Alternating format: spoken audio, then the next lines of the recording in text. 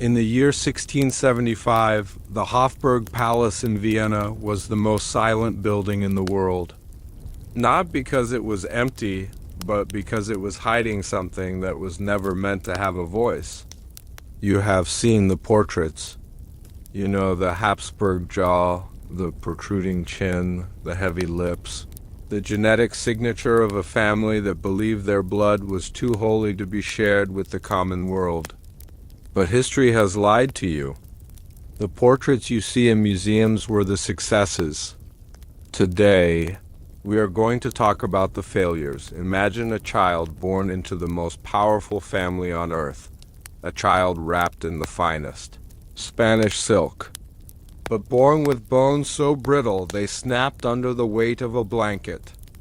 A child whose mind was a fractured mirror of centuries of inbreeding. For the Hapsburgs, these children were not tragedies to be mourned, they were stains to be erased. While the bells of St. Stephen's Cathedral rang for the healthy heirs, a different kind of life was beginning beneath the palace. Floorboards. Official records state that the Hofburg has exactly 2,000 rooms. But there was a secret map, held only by the emperor and his Jesuit confessor, that showed a 2001st. It was a room with no windows. A room where the walls were lined with velvet to muffle the screams, and where the only light came from candles that burned for decades without ever seeing the sun. This was the entrance to the labyrinth, a subterranean city of shadows where the imperfect heirs were discarded like broken toys. They called it the sacrifice of divinity. To keep the throne looking strong, the family had to keep their reality weak. Behind these iron doors lived princes who could not walk and princesses who spoke a language only the rats understood. They lived, they aged, and they died in the dark, while the world above danced to Mozart and signed treaties that changed the map of Europe. But as the centuries passed, the labyrinth grew. By the late 1700s, there were more Habsburgs living beneath the ground than there were ruling above it. Tonight we descend. We will walk through the velvet-lined corridors, past the silent guards with severed tongues, and into the heart of a dynasty that chose to build a nightmare rather than admit they were human. Close your eyes. Listen to the scratching against the stone. This is the story of the family that hid themselves. Every dynasty has a ghost, but the Habsburgs built a cathedral for theirs. In the winter of 1661, a child was born in the heart of Madrid who would become the ultimate curse of a 300-year bloodline. His name was Charles, the second of his name, but to the inner circle of the Spanish court, he was a living betrayal of nature. History books tell you he was merely sickly, but the archives of the Vatican and the private journals of the royal physicians reveal a far more terrifying lie. The king could not speak. Not because he lacked a tongue, but because his blood was so saturated with the sins of his ancestors that his body was a literal prison. His jaw was so deformed that he could not chew. His tongue was so enlarged that his words were nothing but a hollow, guttural moan. This was the forbidden fruit of a family that married their own cousins and nieces for 10 generations. They called it preserving the divine line, but they were actually cultivating a monster. To save the crown, the royal council committed the ultimate moral failure. They decided that if the king could not speak, they would build a world where silence was the only law. They buried the truth under a mountain of gold and ritual, hiding the king's decaying mind behind a wall of velvet and stone. This is the truth the king buried. The light is dim, the chamber is quiet, and the scent of aged parchment fills the air. Forget the world outside the window. Forget the noise of the modern age. We are stepping into the deep, soft shadows of a 17th century palace. The candles are flickering low, casting long, dancing shapes against the heavy tapestries. Let your breath slow down. Feel the weight of the velvet curtains as they close. We are moving back through the corridors of time to a place where secrets are heavier than crowns, deep within the Alcazar of Madrid. There is a room that the sun never touches. It is a room built for a god but inhabited by a tragedy. In November of 1661, the heavy iron gates of the palace were shut against the winter wind. Inside, the air was thick with the smell of beeswax, frankincense, and fear. The Queen Mother, Mariana of Austria, lay in her gilded bed, listening to the silence of the physicians. When the child was finally brought to her, wrapped in the embroidered heraldry of Spain and the Holy Roman Empire, the room went cold. The physicians did not celebrate. They did not announce a healthy heir to the waiting crowds in the plaza. Instead, they whispered in Latin, a language of secrets and ancient laws. They looked at the boy's face and saw the culmination of centuries of genetic pride. The Hapsburg jaw, a trait once seen as a mark of nobility, had mutated into a grotesque caricature. The lower jaw protruded so far that the teeth could not meet. The tongue, thick and heavy, sat like a leaden weight in the child's mouth. This was the birth of Charles the Bewitched. But the witchcraft was not found in a spell or a curse. It was found in the family tree. For 200 years, the Habsburgs had looked inward, marrying within their own blood to keep their power concentrated. They thought they were purifying the crown, but they were actually thinning the soul of the dynasty. As the infant king lay in his silver cradle, the royal council made a decision that would alter the course of history. They realized that a king who could not speak could never truly rule. But a king who was hidden, a king who was turned into a mystery, could be used as a puppet for those who held the keys to his chamber. They began the process of erasing the man to save the monument.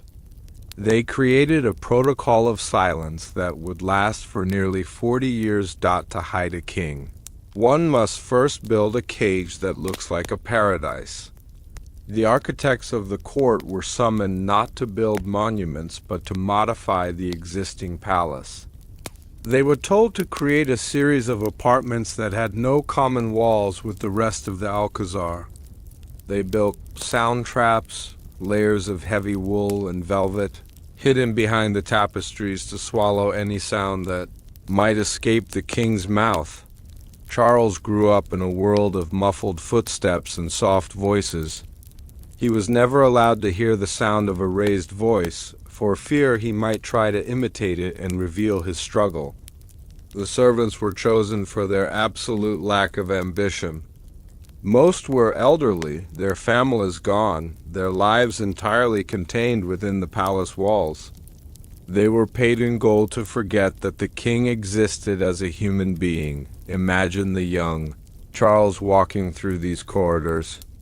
He is dressed in the finest black velvet of the Spanish court, a diamond-encrusted fleece hanging from his neck.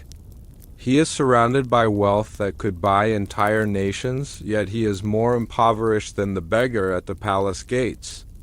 He cannot ask for a glass of water. He cannot tell his mother that he is afraid of the dark.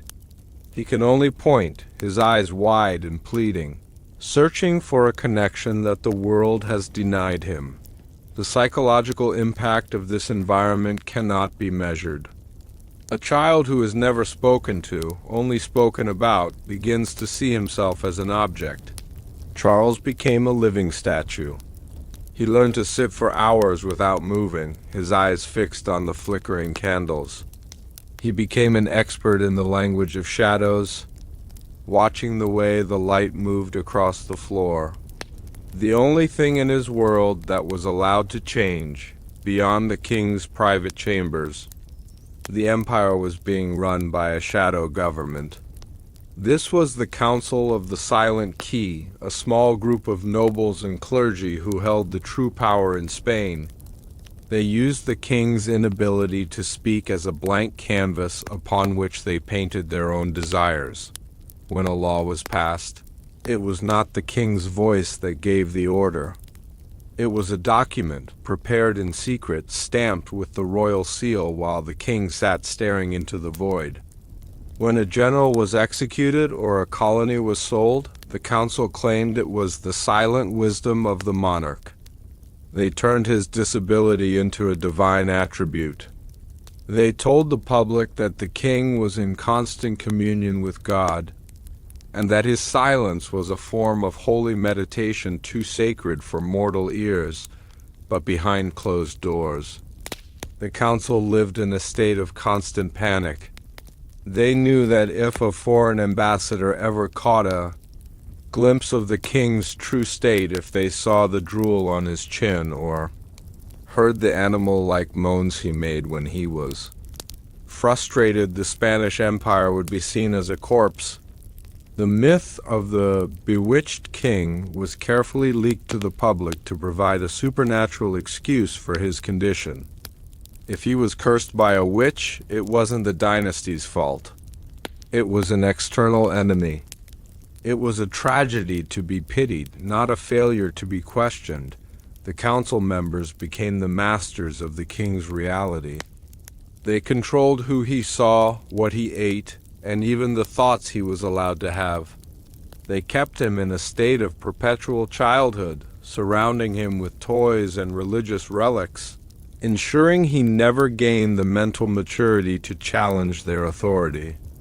They were not just his advisors, they were his jailers. There was a garden within the Alcazar that was reserved only for the king. It was a small, walled-in square of earth where the trees were pruned into unnatural shapes.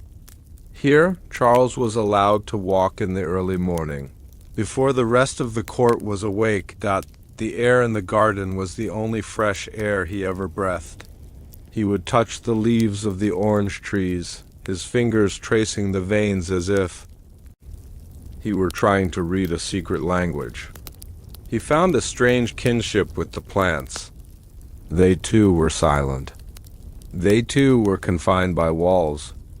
They too grew according to the will of others during these walks. The king would often find himself staring at his own reflection in the marble fountains.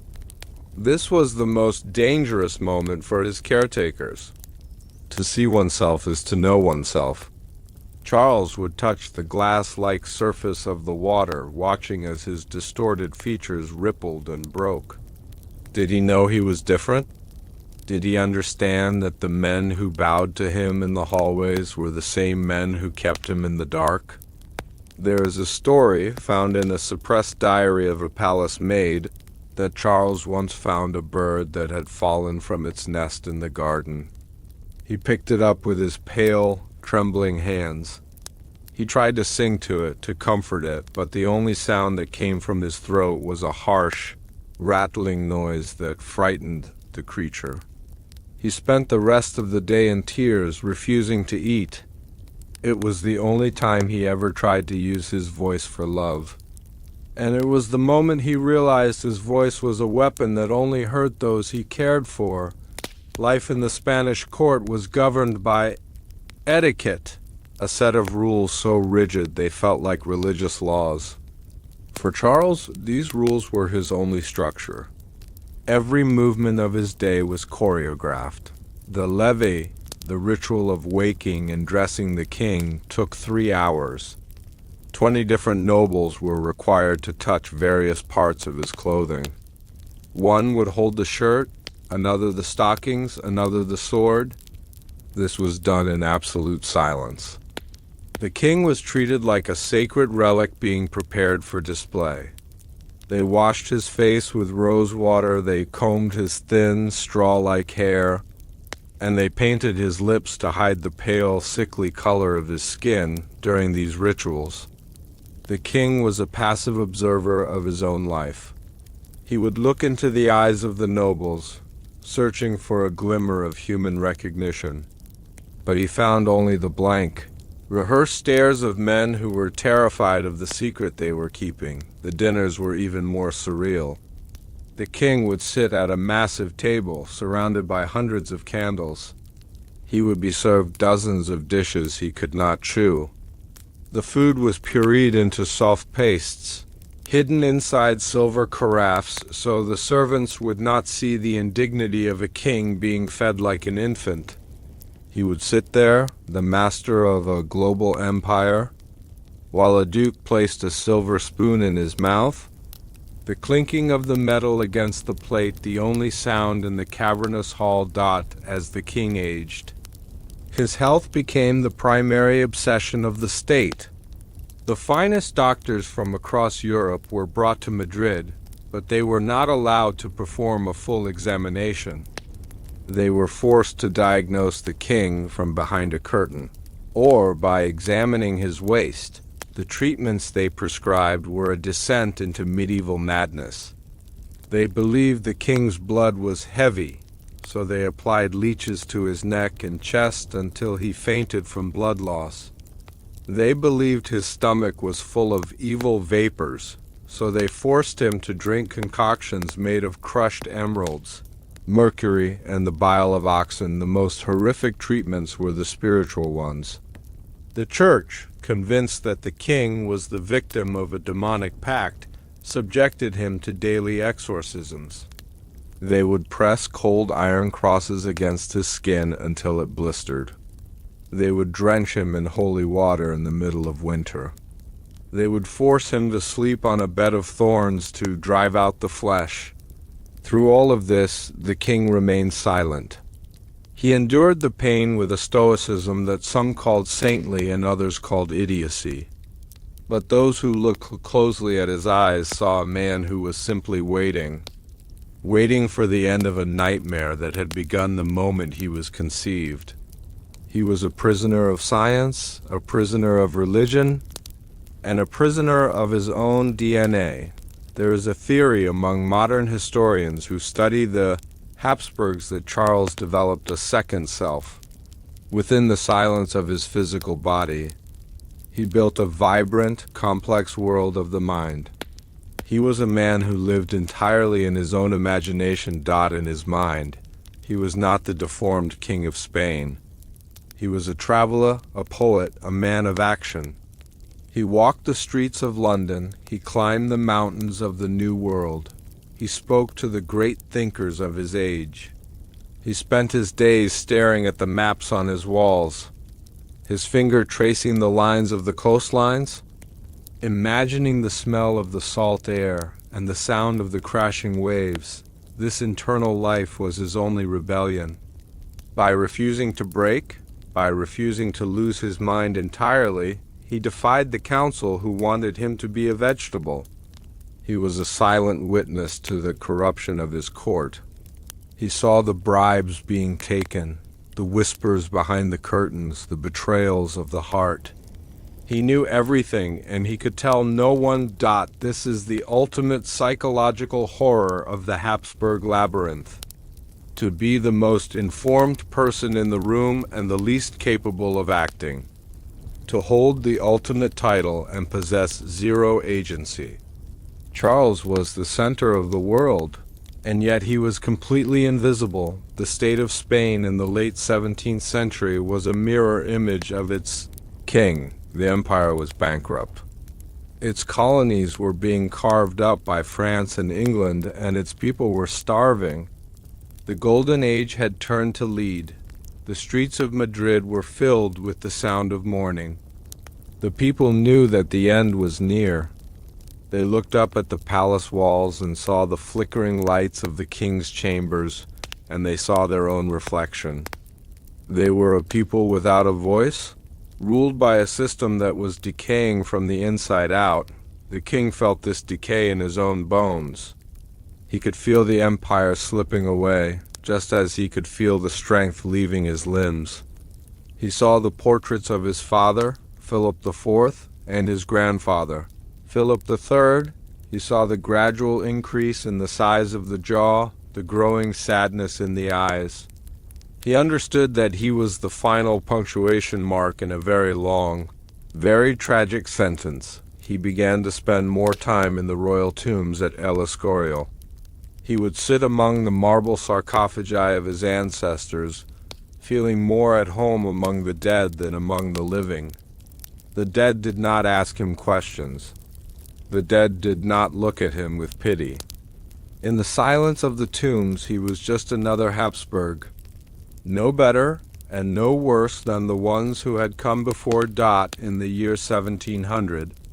The silence finally claimed its king. Charles II lay on his deathbed, surrounded by the men who had spent 40 years pretending he didn't exist as a human being.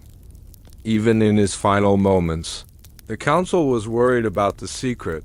They kept the windows of the palace shuttered, so the people outside could not hear his final struggles.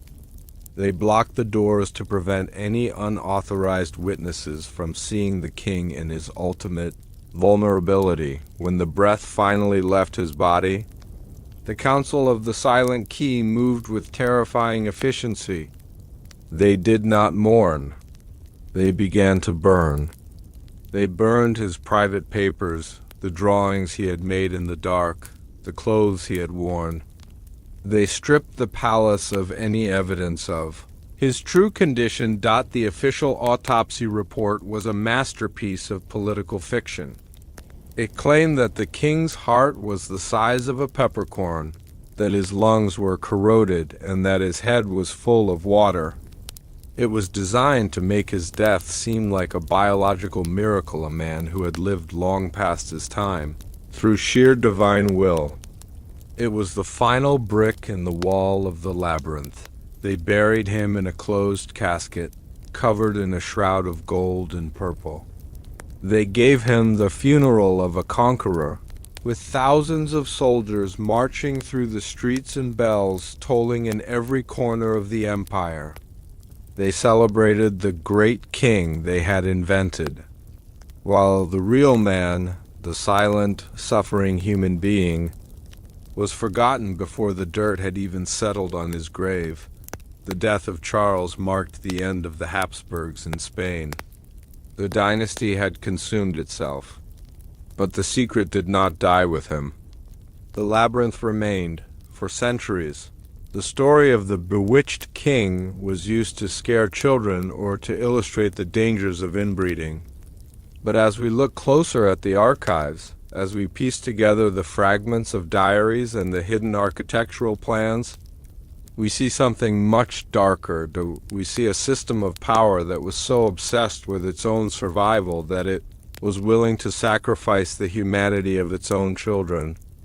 We see a church that was willing to use torture in the name of God to cover up a genetic mistake. We see a world built on silence. The labyrinth was not just a series of rooms. It was a state of mind. It was the belief that the truth is less important than the image. And as we sit in the quiet of our own rooms tonight, listening to the echoes of history, we must ask ourselves, how many other labyrinths are still standing? How many other secrets are buried beneath the floors of the palaces we admire? The king who couldn't speak finally has a voice. It is the voice of history, whispering through the velvet curtains, reminding us that no matter how much gold you use to cover a lie, the truth will always find a way to breathe. The king is gone, and the Spanish sun has set on the Hapsburg line. The halls of the Alcazar are empty, the velvet has turned to dust, and the names of the Council of the Silent Key have been lost to time. But as the new dynasty moved in, as the Bourbons brought their French lace and their loud music to the palace, they made a chilling discovery. In the deepest level of the labyrinth, in the room that had no windows and no door, they found a small wooden box. Inside the box was not gold, nor jewels, nor the royal seal. It was a collection of stones, each one polished smooth by years of being held in a human hand. And on the wall of that room, carved into the stone with a fingernail, was a single word. A word that the king was never allowed to say. A word that changes everything we thought we knew about the secret of the Hapsburgs, but to understand that word, we must travel north. We must leave the sun-drenched plains of Spain and enter the cold, fog-shrouded forests of the Austrian Empire. Because the labyrinth was not just a Spanish invention, it was a family tradition. And in the heart of Vienna, another secret was being born. A secret that would make the silence of Charles look like a mercy. The shadows are moving again. Can you hear the sound of the silver key turning in the lock? If you visit the Hapsburg Palace in Vienna today, the official guides will proudly tell you about the 2,000 rooms that once housed the absolute rulers of the Holy Roman Empire. They will show you the shimmering silver collection, the private apartments of Empress Elizabeth, and the staggering weight of the imperial treasury. But if you were to look at the secret architectural blueprints drafted in the autumn of 1683, you would discover a mathematical impossibility that defies the laws of the physical world. There is a specific section of the north wing where the external masonry measurements do not align with the internal floor plans. There is a void of exactly 12 feet between the emperor's private library and the chapel. For 300 years, historians dismiss this as a simple error by the imperial cartographers. The truth is far more sinister. That gap was not a mistake. It was the 2001 room. It was a forbidden space designed to be invisible to the human eye, a room that appeared on no registry, consumed no firewood in the palace ledger, and was never entered by a servant. This was a deadly architectural lie, built to house a secret so profound that its discovery would have turned the divine right of kings into a pile of ash. The Hapsburgs spent more gold on the lead lining and soundproofing of this single hidden chamber than they did on the entire Great Hall. This room was the heart of the labyrinth, a place where the true face of the dynasty was hidden from the eyes of God. This is the truth the king buried. The light is dim.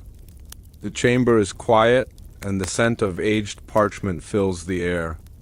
Forget the noise of the modern world and let the heavy fog of 17th century Vienna wrap around you like a velvet cloak.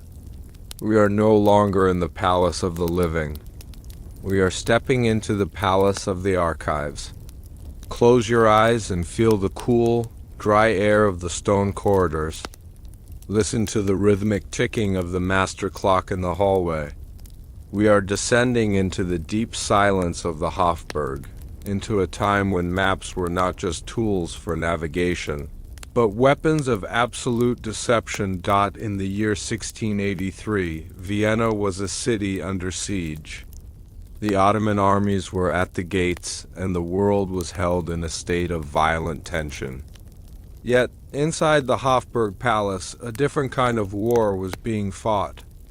A war of geometry and silence.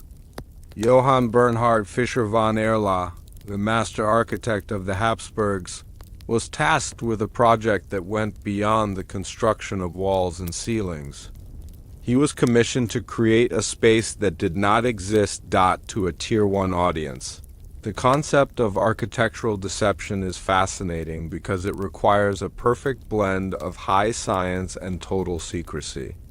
Fischer von Erla was an expert in the Baroque style, a style defined by its use of perspective to trick the eye. But for the 2001 room, he had to use perspective to erase reality. He designed the north wing with false depth. By manipulating the thickness of the internal walls and the placement of the decorative pilasters, he created a visual illusion. To anyone walking down the grand hallway, the walls appeared solid and continuous.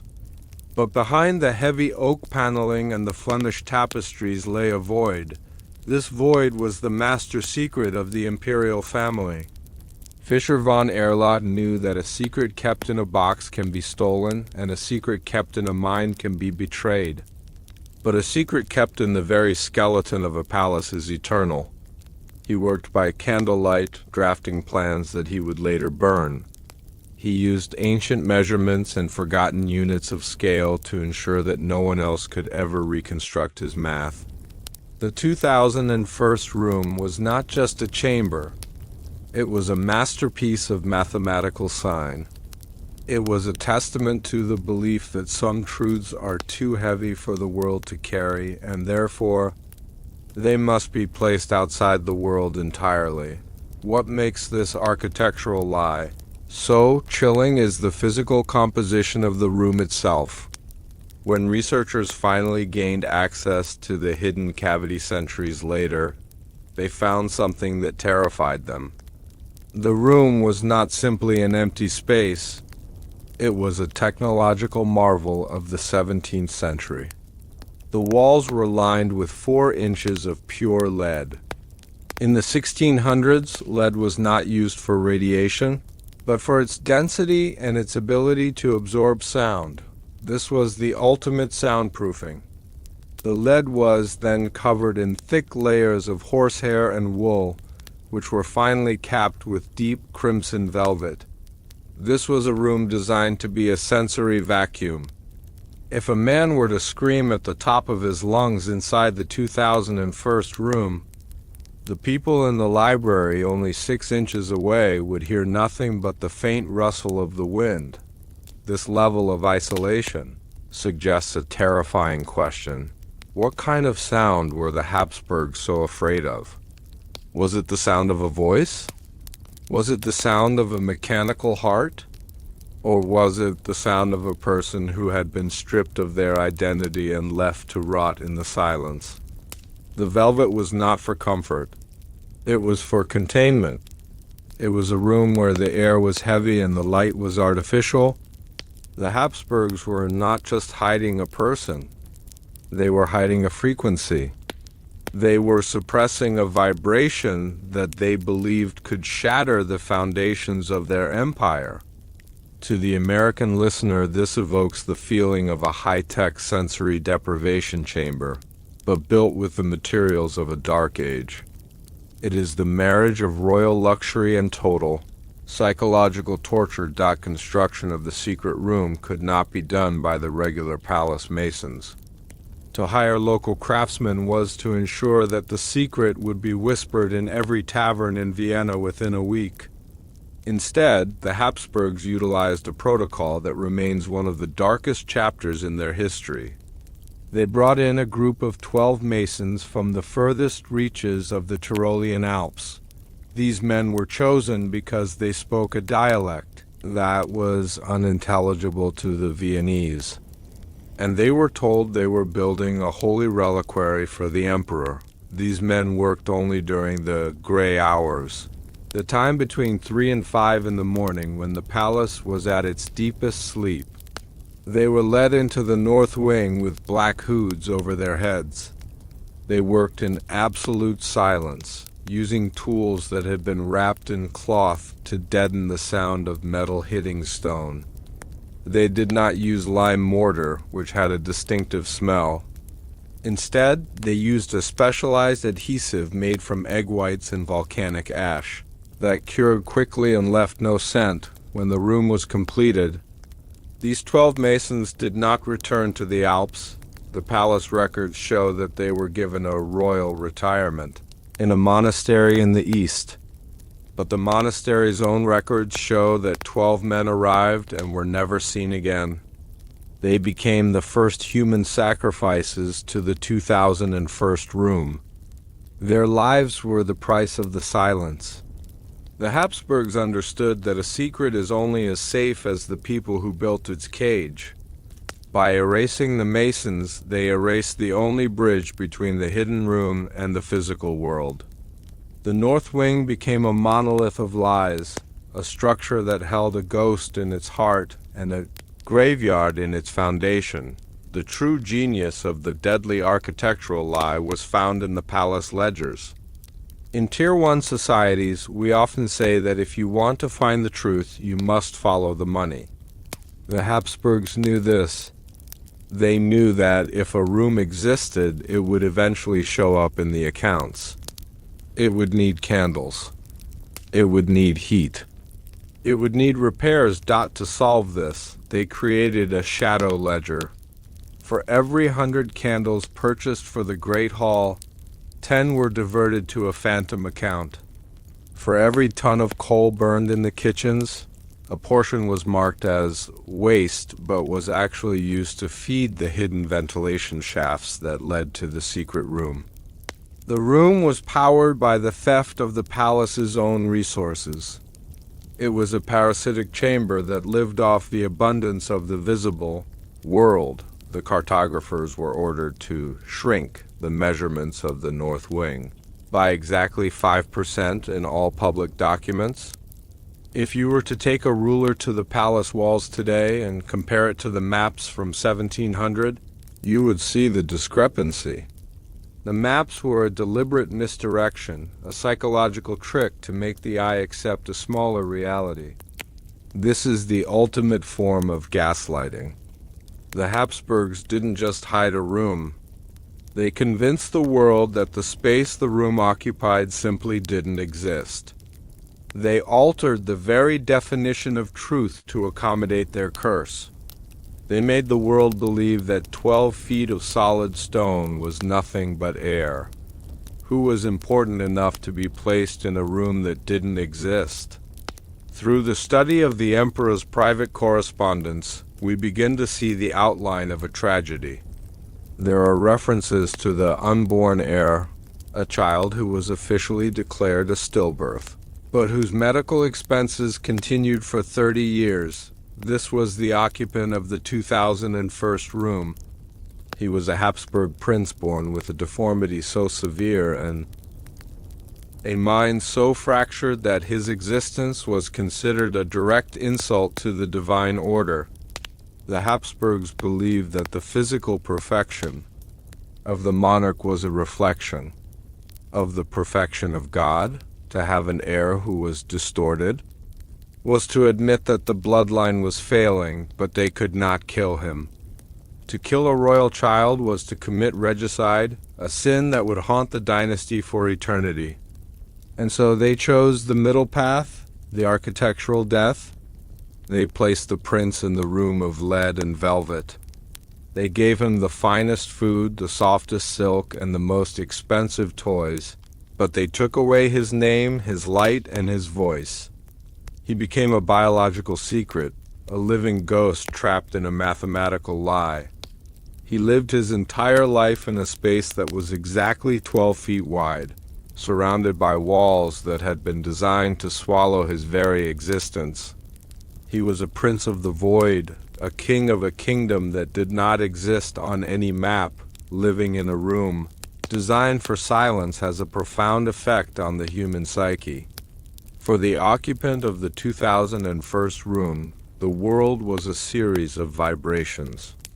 He could feel the heavy footsteps of the guards in the hallway through the floorboards. He could feel the distant ringing of the cathedral bells as a low hum in his chest. But he never heard a human voice. The servants who delivered his food did so through a double-blind revolving door. They would place the tray in a slot, turn a lever, and walk away.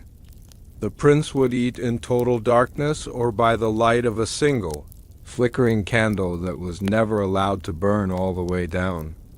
His only connection to reality was the changing temperature of the air.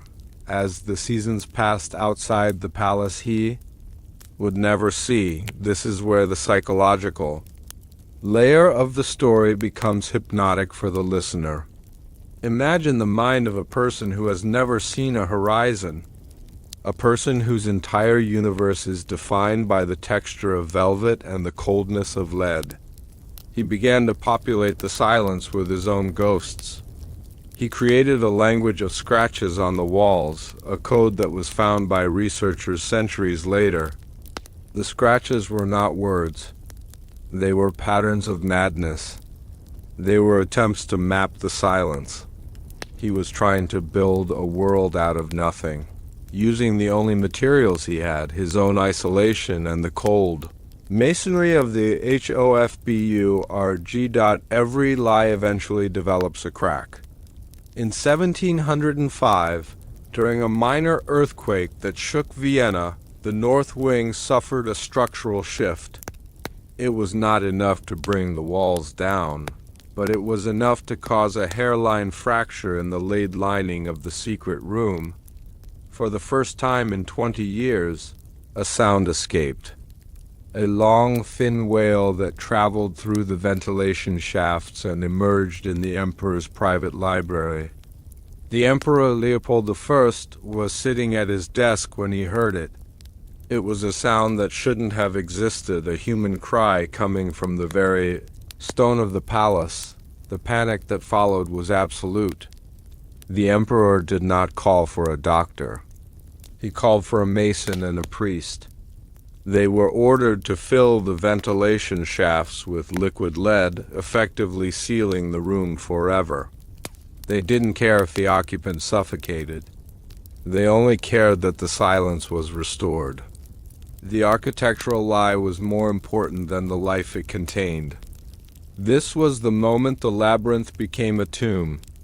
The 2001 room was no longer a hidden apartment. It was a sealed casket within the ribs of the empire. The Hapsburgs had chosen to bury their sin alive rather than let the world hear its voice. Even after the room was sealed, the lie remained. The architects who followed Fischer von Erla found themselves unable to renovate the north wing. Whenever they tried to knock down a wall or install new plumbing, they encountered dead zones. Where their tools would break or their measurements would fail, the palace seemed to be protecting its secret. The 12-foot gap became a legend among the palace staff, spoken of only in whispers. They called it the breath of the Hofburg. They claimed that if you pressed your ear to the wall in the north wing on a cold night, you could hear the sound of a heart beating, not a human heart, but the heart of the building itself. The deadly architectural lie had taken on a life of its own. It had become a part of the Hapsburg identity.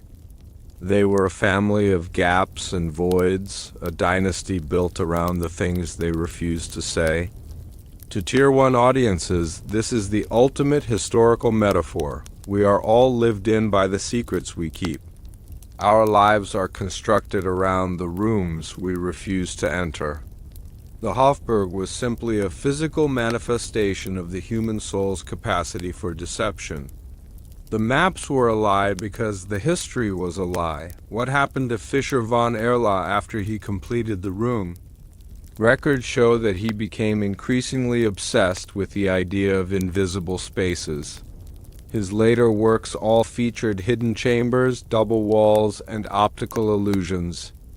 It was as if he were trying to replicate the 2001 room in every building he touched. He died in 1723, and his private notebooks were immediately seized by the imperial police. They were never seen again, but a single letter survived, written to his son.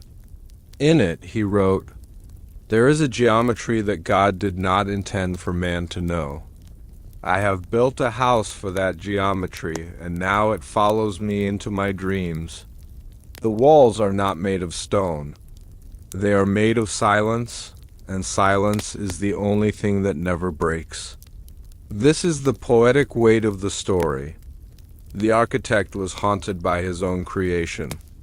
He had built a masterpiece of absence, and in doing so, he had lost his own sense of presence. He realized that once you build a room for a lie, the lie begins to live in you. He was the architect of the labyrinth, but he was also its most loyal prisoner. He was the only man who knew exactly where the 12-foot gap was, and that knowledge was a weight that eventually crushed his spirit. In the late 20th century. During a restoration project using ground-penetrating radar, the void was finally confirmed. The radar images showed a cavity that didn't match any known plan. When the restorers carefully drilled a small hole into the masonry, they didn't find gold or treasure. They found a gust of stale, 17th century air that smelled of dust and old velvet. They found the laid lining. They found the horsehair insulation, and they found the toys. Small, carved wooden horses, worn smooth by years of being held in a hand. They found a silver spoon with the imperial crest, bent and twisted. And they found the scratches on the walls. The discovery was never made fully public. The Austrian government, perhaps still feeling the lingering shadow of the Hapsburgs, classified the findings as structurally sensitive. They filled the hole, covered the masonry, and moved the tour route away from that section of the north wing. The architectural lie was maintained, even in the age of information. The 2001 room was allowed to return to its silence. It remains there today, a 12-foot gap in the heart of Europe, a place where time has stopped and the truth is still waiting to be told. Why do we find this story so compelling? Why does the idea of a hidden room resonate so deeply with a modern audience? It is because we all have a 2001 room. We all have a part of our history that we have lead-lined and soundproofed. We all have shadow ledgers where we account for our failures in secret. The Habsburgs were simply more efficient at it. They had the resources to turn their psychological trauma into a literal building. They understood that to rule the world, you must first rule the secrets of your own house. The deadly architectural lie was not just a way to hide a prince. It was a way to maintain the illusion of imperial perfection. As you listen to the sound of my voice, think about the walls around you. Think about the space between the rooms. In the slow, rhythmic pace of the night, the boundaries between the past and the present begin to thin. You can almost feel the coldness of the lead and the softness of the velvet. You are stepping into the mind of the architect. You are walking the gray hours of the Hofburg. You are finally seeing the map for what it really is, a beautiful, gilded mask over a hollow face. Even in a room that doesn't exist, there are rituals. The Hapsburgs were a family of ritual, and the 2001 room was no exception. Every year, on the anniversary of the occupant's official death, the emperor would walk to the library. He would stand at the exact spot where the hidden door was concealed behind a bookshelf. He would not enter. He would not speak. He would simply stand there for 1 hour, listening to the silence.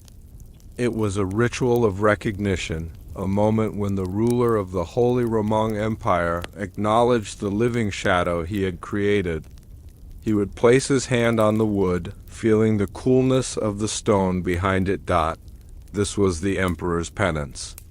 He knew that the crown he wore was paid for by the silence of the boy on the other side of the wall. He knew that his empire was a structure of stone and lies, and that he was the chief mason of its deception. When the hour was up, he would turn and walk away, returning to the world of 2,000 rooms, leaving the prince in the world of the one. The legacy of the 2001 room is not found in books, but in the atmosphere of Vienna itself. There is a specific kind of quiet in the Hofburg, a quiet that feels heavy and intentional. It is the quiet of a house that is holding its breath. For the American listener, this provides a sense of place memory. Even if you have never been to Austria, you can recognize the feeling of a secret that has been kept too long. It is the feeling of a house where certain doors are never opened and certain names are never spoken. The Habsburgs didn't just build a palace. They built a museum of the unspoken. The architectural lie was their greatest achievement. It survived the fall of the empire, the fires of war, and the scrutiny of modern science. It remains a masterclass in how to disappear without ever leaving. The room is still there. The lead is still there. The velvet is still there. And somewhere in the mathematical gap between the study and the chapel, The ghost of the prince is still waiting for the map to be corrected. In the 17th century, architecture was often seen as a form of alchemy. By arranging stone and light in a certain way, an architect could influence the soul. Fischer von Erla was not just building a room. He was performing an alchemical operation on the Hapsburg bloodline. By placing the impure air in a lead-lined chamber, he was attempting to contain the corruption. Lead, in alchemy, is the metal of Saturn, the metal of weight, time, and melancholy. By surrounding the prince with lead, the Habsburgs were symbolically slowing down time, trapping the flaw in a state of stasis. They hoped that if they could keep the secret long enough, it would eventually dissolve. They hoped that the architectural lie would eventually become the truth through the sheer passage of centuries. But alchemy always has a price. By containing the melancholy of the prince, they allowed it to seep into the very walls of the palace. The Hofburg became a monument to Saturn, a place of deep imperial sadness that can still be felt by anyone who walks its halls today. The silence of the room is now the silence of your own mind. The labyrinth has no exit because the labyrinth is the journey itself. As we move closer to the end of this subtitle, let the weight of the masonry settle over you. The 12-foot gap is no longer a mystery. It is a comfort. It is a place where nothing is required of you. You do not have to be a prince, and you do not have to be an emperor. You can simply be a part of the architecture. The cartographers have finished their work. The maps have been burned. The gray hours are over. The only thing that remains is the slow, steady heartbeat of the building. The north wing is quiet. The library is empty. The chapel is still. The deadly architectural lie has done its job. It has kept the secret for 300 years, and it will keep it for 300 more. We live in an age of total visibility. We believe that if we cannot see it, it doesn't exist. But the Habsburgs knew better. They knew that the most important things are always the things that are hidden. They knew that power doesn't live in the light. It lives in the gaps. The 2001 room is a reminder that there is always a space that we haven't mapped. There is always a room that hasn't been counted. History is not a record of what happened. It is a record of what we were allowed to see. The architectural lie is the most honest part of the Hofburg because it acknowledges the existence of the void. As you fall deeper into sleep. Let the geography of the palace become the geography of your dreams. Walk the hallways with the silent masons. Touch the crimson velvet of the hidden walls. Listen to the sound of the lead-line silence. You are the only witness now. You are the only one who knows the truth of the 2001 room, the holy. Roman Empire dissolved in 1806, but the North Wing remained. The new rulers of Austria, the bureaucrats, and the presidents, they all inherited the lie. They all walked past the 12-foot gap without knowing it was there. This is the nature of a well-built secret. It becomes a part of the landscape. It becomes invisible not because it is hidden, but because it is so pervasive. The labyrinth didn't end with the Habsburgs. It simply changed owners. The deadly architectural lie is still serving its purpose, protecting a history that is too painful to face. The prince in the room is long gone, his bones turned to dust, his silk robes eaten by moths. But his presence remains in the math. He is the ghost in the measurements, the error in the blueprint that can never be corrected. He is the price of the palace. If we were to take a final measurement of the Hofburg today, what would we find? We would find a building that is older, colder, and more mysterious than any guidebook suggests. We would find a place where the walls have memories and the shadows have weight. We would find the 2001 room. It is waiting for us, in the silence between the words, in the darkness behind the light. It is a room of lead and velvet, a room of secrets and lies, a room that was built for one and has now become a home for us all. The candle is almost out. The fire is nothing but embers. The story of the architectural lie is complete, but the labyrinth is just beginning. The North Wing is waiting for the next subtitle, the next secret, the next piece of the puzzle. The architectural lie of the Hapsburg was a masterwork of stone and lead, but it was only the beginning. While the emperor was hiding a prince in the North Wing, something far more disturbing was happening in the imperial nursery. A secret protocol was being enacted, one that did not involve masons or blueprints, but a ritual of biological replacement that would ensure the Hapsburg line never truly died. Even if it meant the heirs were no longer entirely human. To understand the next layer of the labyrinth, we must look away from the walls and toward the children themselves. We must ask, why were the royal nurseries equipped with locks that only worked from the outside? And why did the court physicians carry silver bells whenever they approached a Hapsburg infant? The architectural lie was a cage for a body, but the next secret was a cage for the soul. The shadows are growing longer, and the next door is about to open. Every crown rests on a foundation of bone, but the Hapsburg crown was held up by the lives of children who were never meant to exist. In the shadows of the 17th century imperial nursery, a betrayal of nature was being corrected by a betrayal of the soul. When a royal child was born with the heavy mark of the Hapsburg curse, deformed by generations of forbidden inbreeding, the empire did not mourn a tragedy. They enacted a protocol. They created the Shadow Heirs for every prince who was too broken to be seen.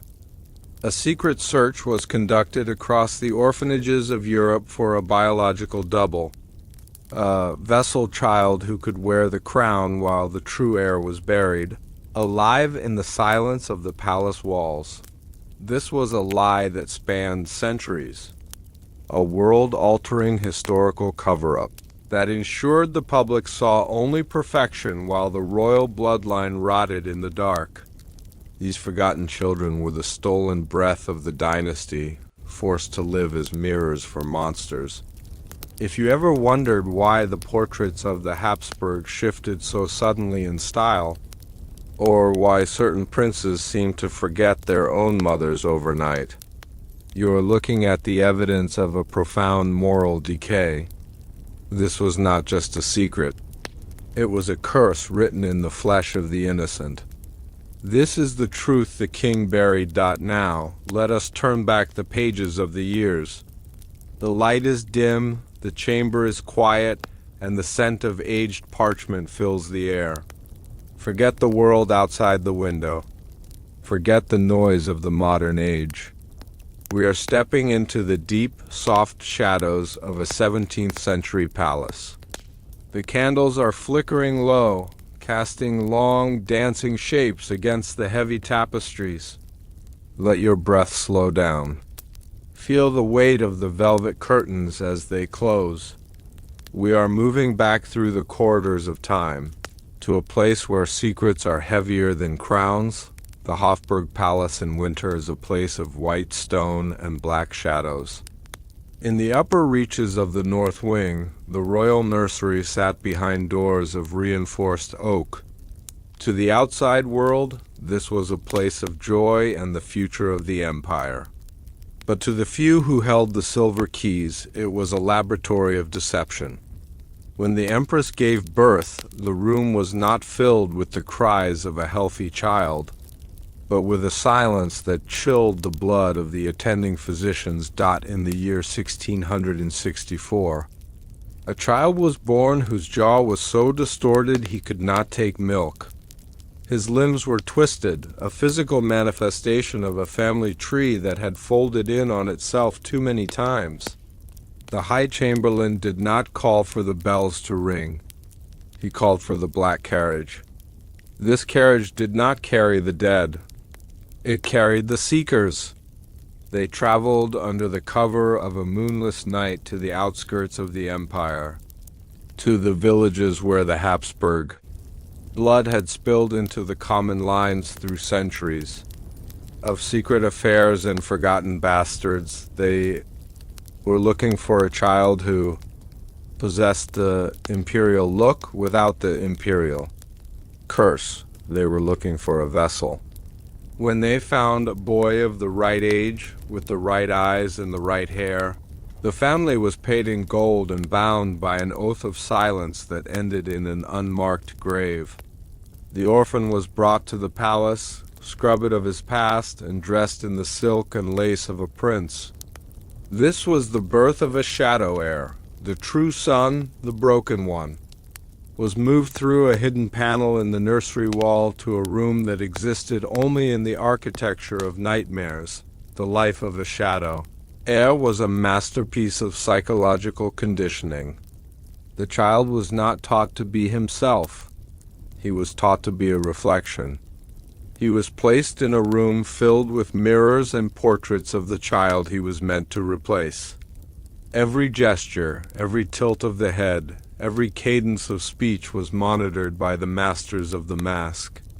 These were men who had studied the Hapsburg lineage for decades. Knowing exactly how a royal heir should move and breathe, the orphan child had to learn to recognize a mother who was not his own and a father who looked upon him with a mixture of relief and disgust. The empress, her heart hardened by the necessity of the state, would visit the nursery once a day. She would not embrace the boy. She would stand at the foot of the cradle and examine his jaw, his eyes and his hands, checking for any slip in the deception. If the boy cried for his real mother, he was silenced with a silver bell. The ringing of the bell became a psychological trigger, a sound that meant his past was a lie and his present was a performance. This was the Forbiddens Protocol. The Habsburgs believed that the image of the monarch was more important than the man himself. If the people believed the king was a god, then the empire remained stable. But if they saw the rot, the entire structure would collapse.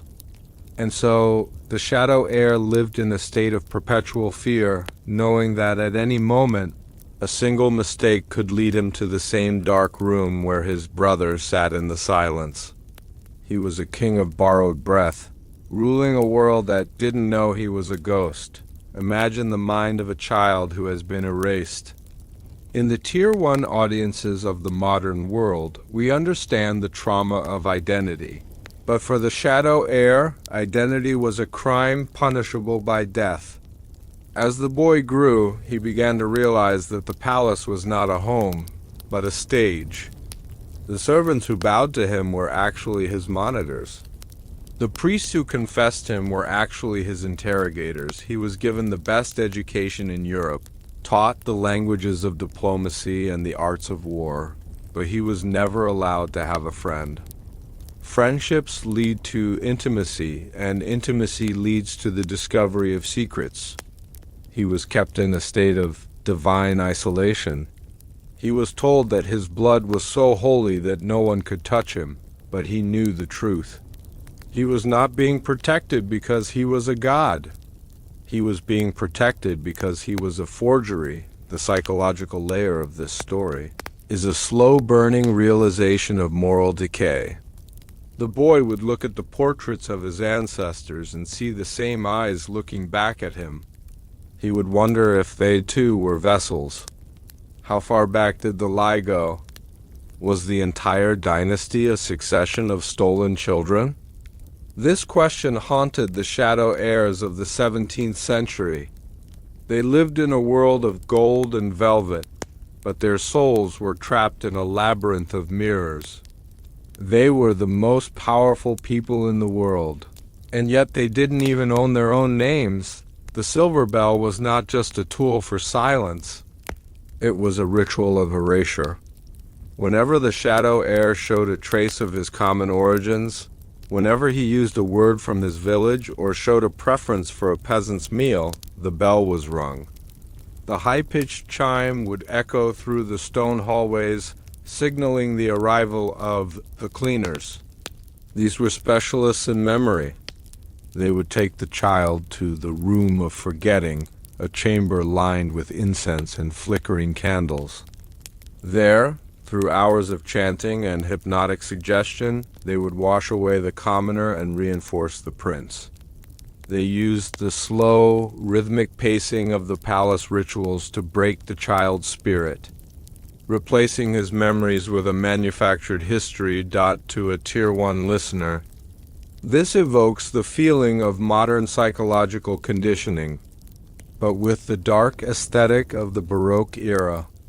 The air in the room of forgetting was thick with the scent of lilac and old blood.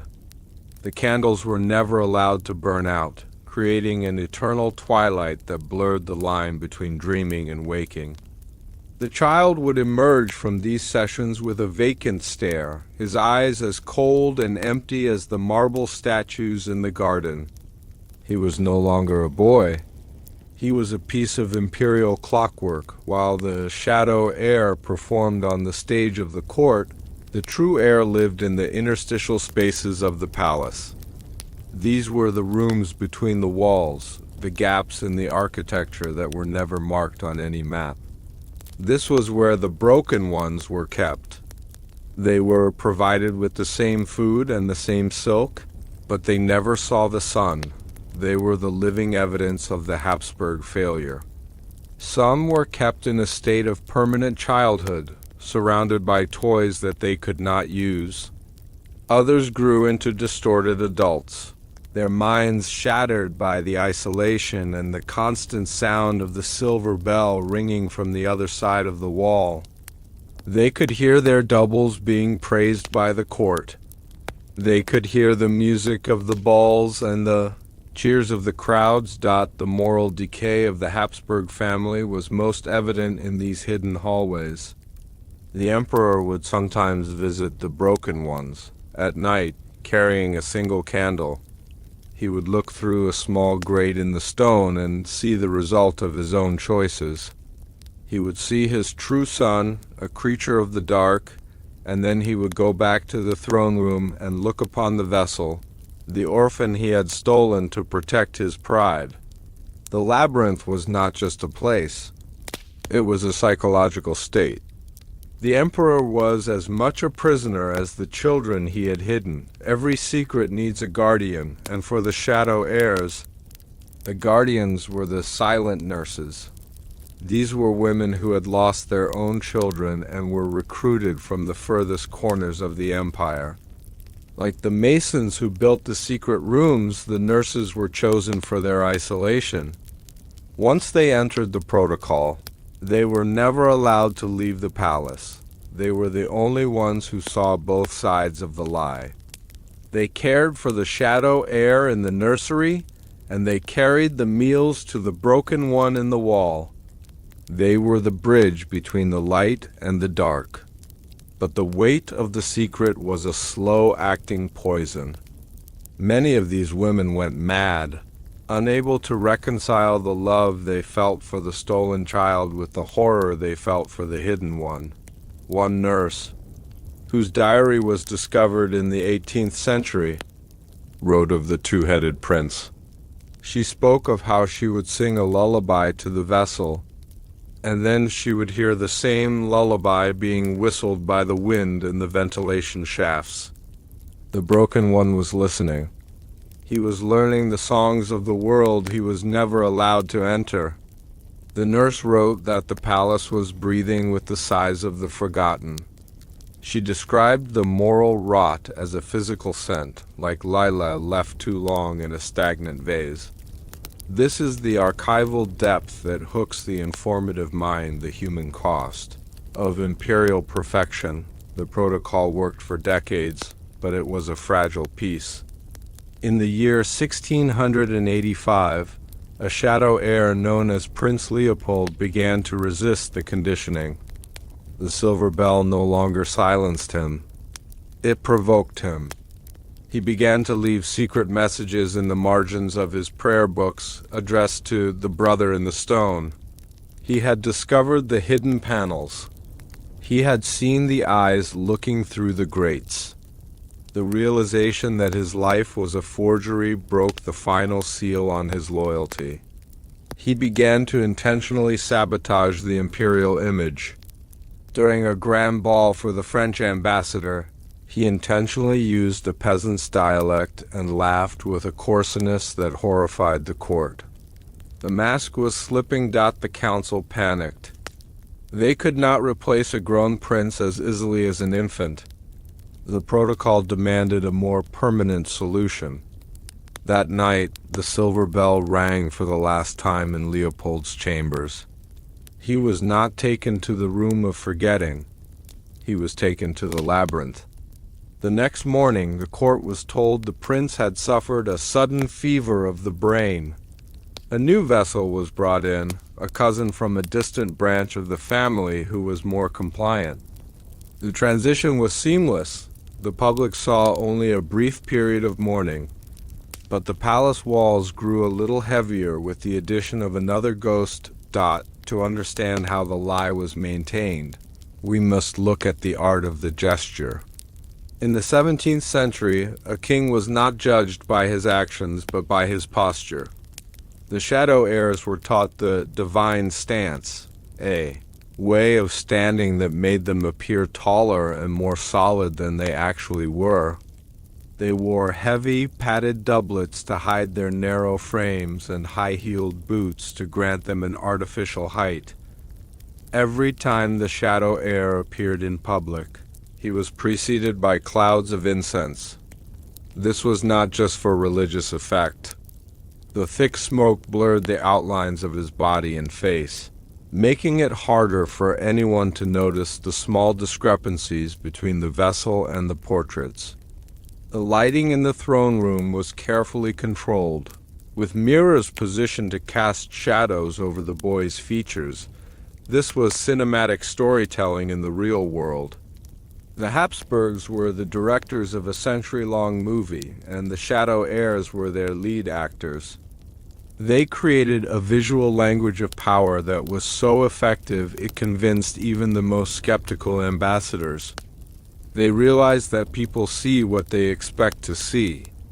If you tell the world they are looking at a god, they will ignore the orphan's tears in the god's eyes. This is the psychological curiosity ladder, the realization that our eyes can be trained to accept a lie as long as the staging is perfect. How do we know the Shadow Heirs existed?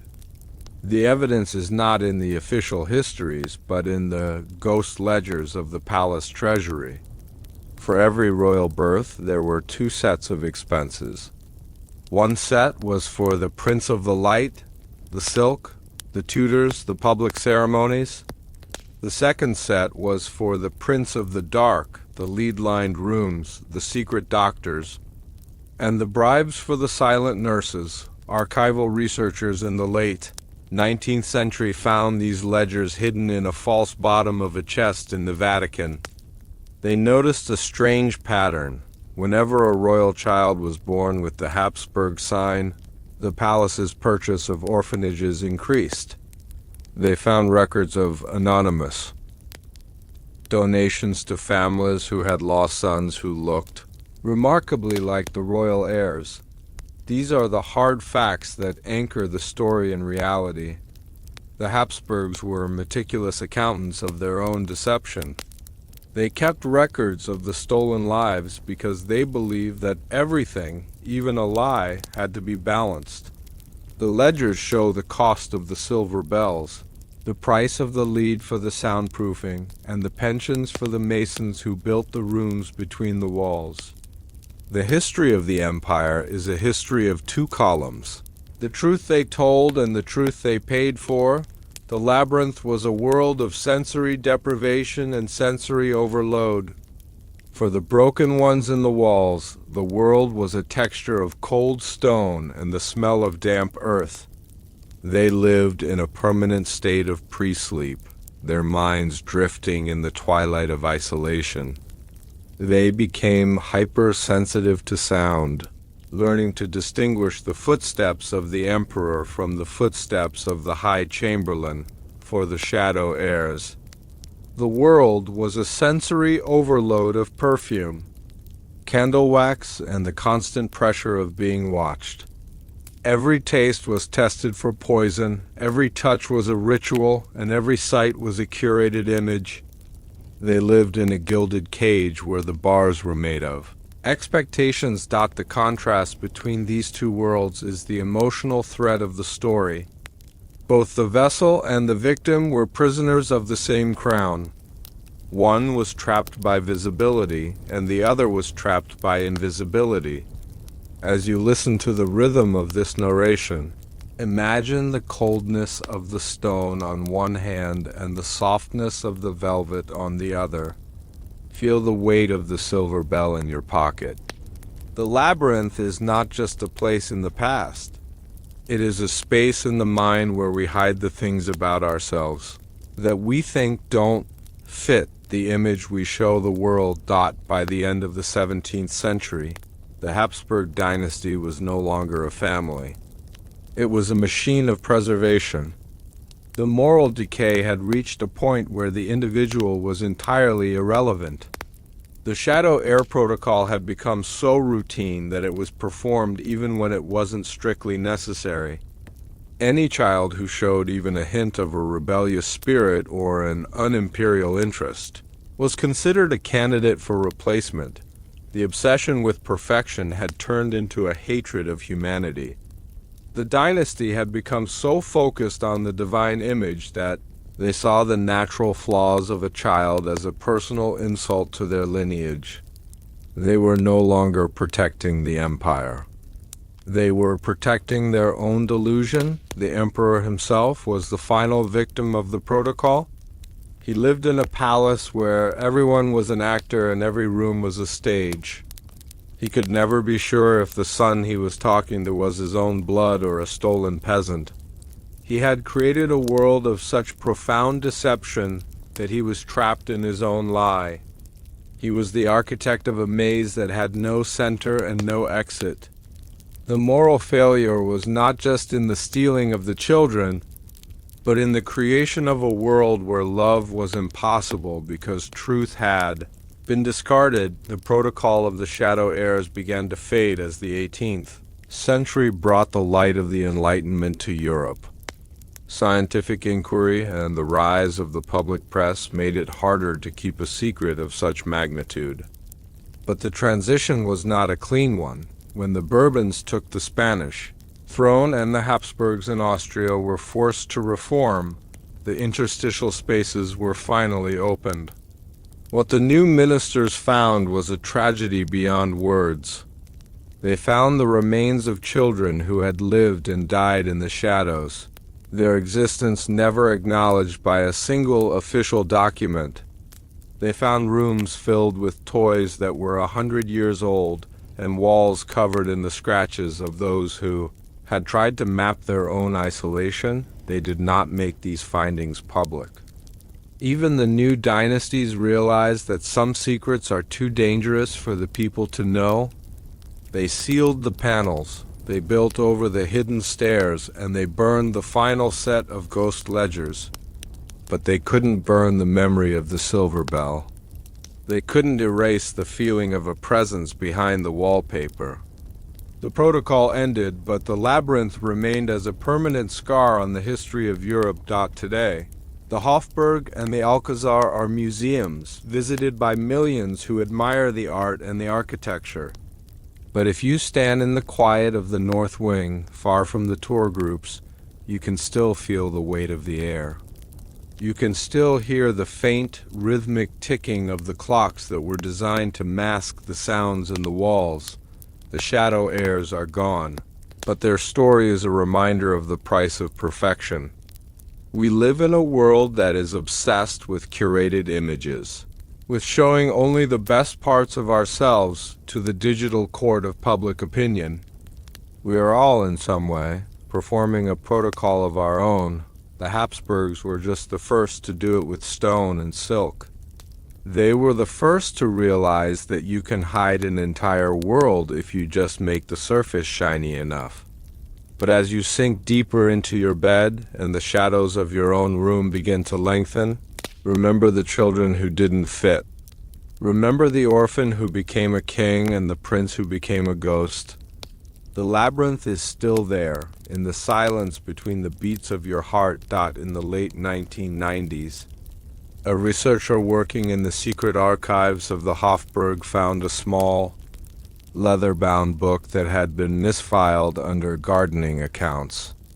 It was the diary of one of the last Shadow Heirs, written in the final years of the 18th century. The boy wrote, "I am the third Leopold this year. The others are in the wall. I can hear them breathing when the palace is quiet. They are not my brothers, and yet they are the only family I have. I wear the crown, but they hold the truth.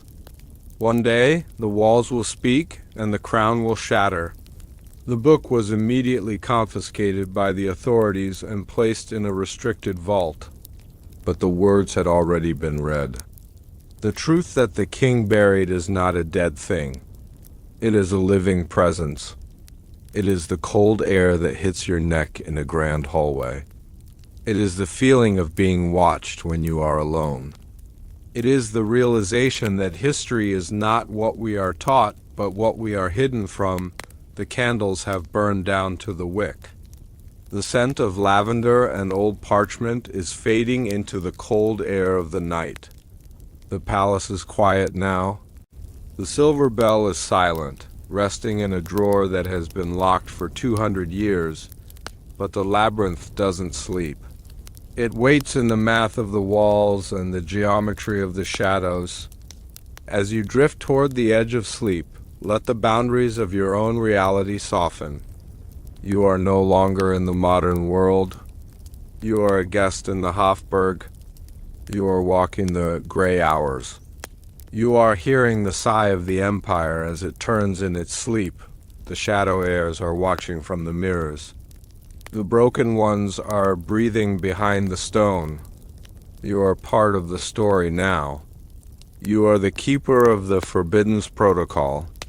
The crown is heavy, but the silence is heavier. Let it pull you down, into the velvet, into the dark, into the long-form history of the void. The protocol of the children who didn't fit was a masterwork of human erasure, but it was only one layer of the Hapsburg deception. While the Shadow Heirs were being conditioned in the nursery, a far more disturbing sound was beginning to echo from the palace gardens. It was the sound of a heartbeat, where there should have been only stone. It was the discovery of the living statue, a ritual of biological preservation that would take the concept of the vessel to a terrifying new level. To understand the next secret, we must leave the velvet of the nursery and descend into the cold damp of the grottos. We must ask, why did the emperor spend his nights talking to a fountain that bled? And what was the true purpose of the stone labyrinth beneath the roses? The next door is already creaking open, and the scratching in the walls is getting louder. Beneath the shining white marble of the Hapsburg palace lies a betrayal that would make the stone itself bleed if it were capable of mercy. For centuries, the royal court of Vienna danced and feasted atop a Forbidden's network of tunnels where the unwanted voices of the empire were systematically buried alive. This was not a mere storage for wine or weapons. It was a psychological graveyard for the Hapsburg curse. Every rhythmic scratching sound heard by the palace guards in the midnight hours was a desperate message from a secret history they were paid to ignore. They lied to the world, claiming the palace was a beacon of absolute civilization, while the very foundations were built on the broken fingernails of those who tried to claw their way back to the light. The monarchy knew that the weight of the marble was the only thing keeping their moral decay from being exposed to the streets. This was a lie written in limestone and blood, a curse that transformed the center of the Holy Roman Empire into a hollow shell of deception. Behind every beautiful statue and every gilded archway was a hidden passage leading to the dark, damp silence of the forgotten. To walk these halls was to step over the graves of the living. The scratching was not a ghost. It was the sound of an empire trying to hide its own shadow. This is the truth the king buried. Now, let us turn back the pages of the years. The light is dim, the chamber is quiet, and the scent of aged parchment fills the air. Forget the noise of the modern streets and the neon lights of the city. We are descending into the heart of ancient Vienna, into a time when the only light came from the flicker of a dying candle, and the only heat came from the heavy tapestries that line the walls. Feel the air grow cooler as we step off the carpet and onto the cold, unyielding marble. The world above is falling silent, leaving only the deep, resonant heartbeat of the palace. We are going beneath the surface into the layers of history that the guidebooks never mention.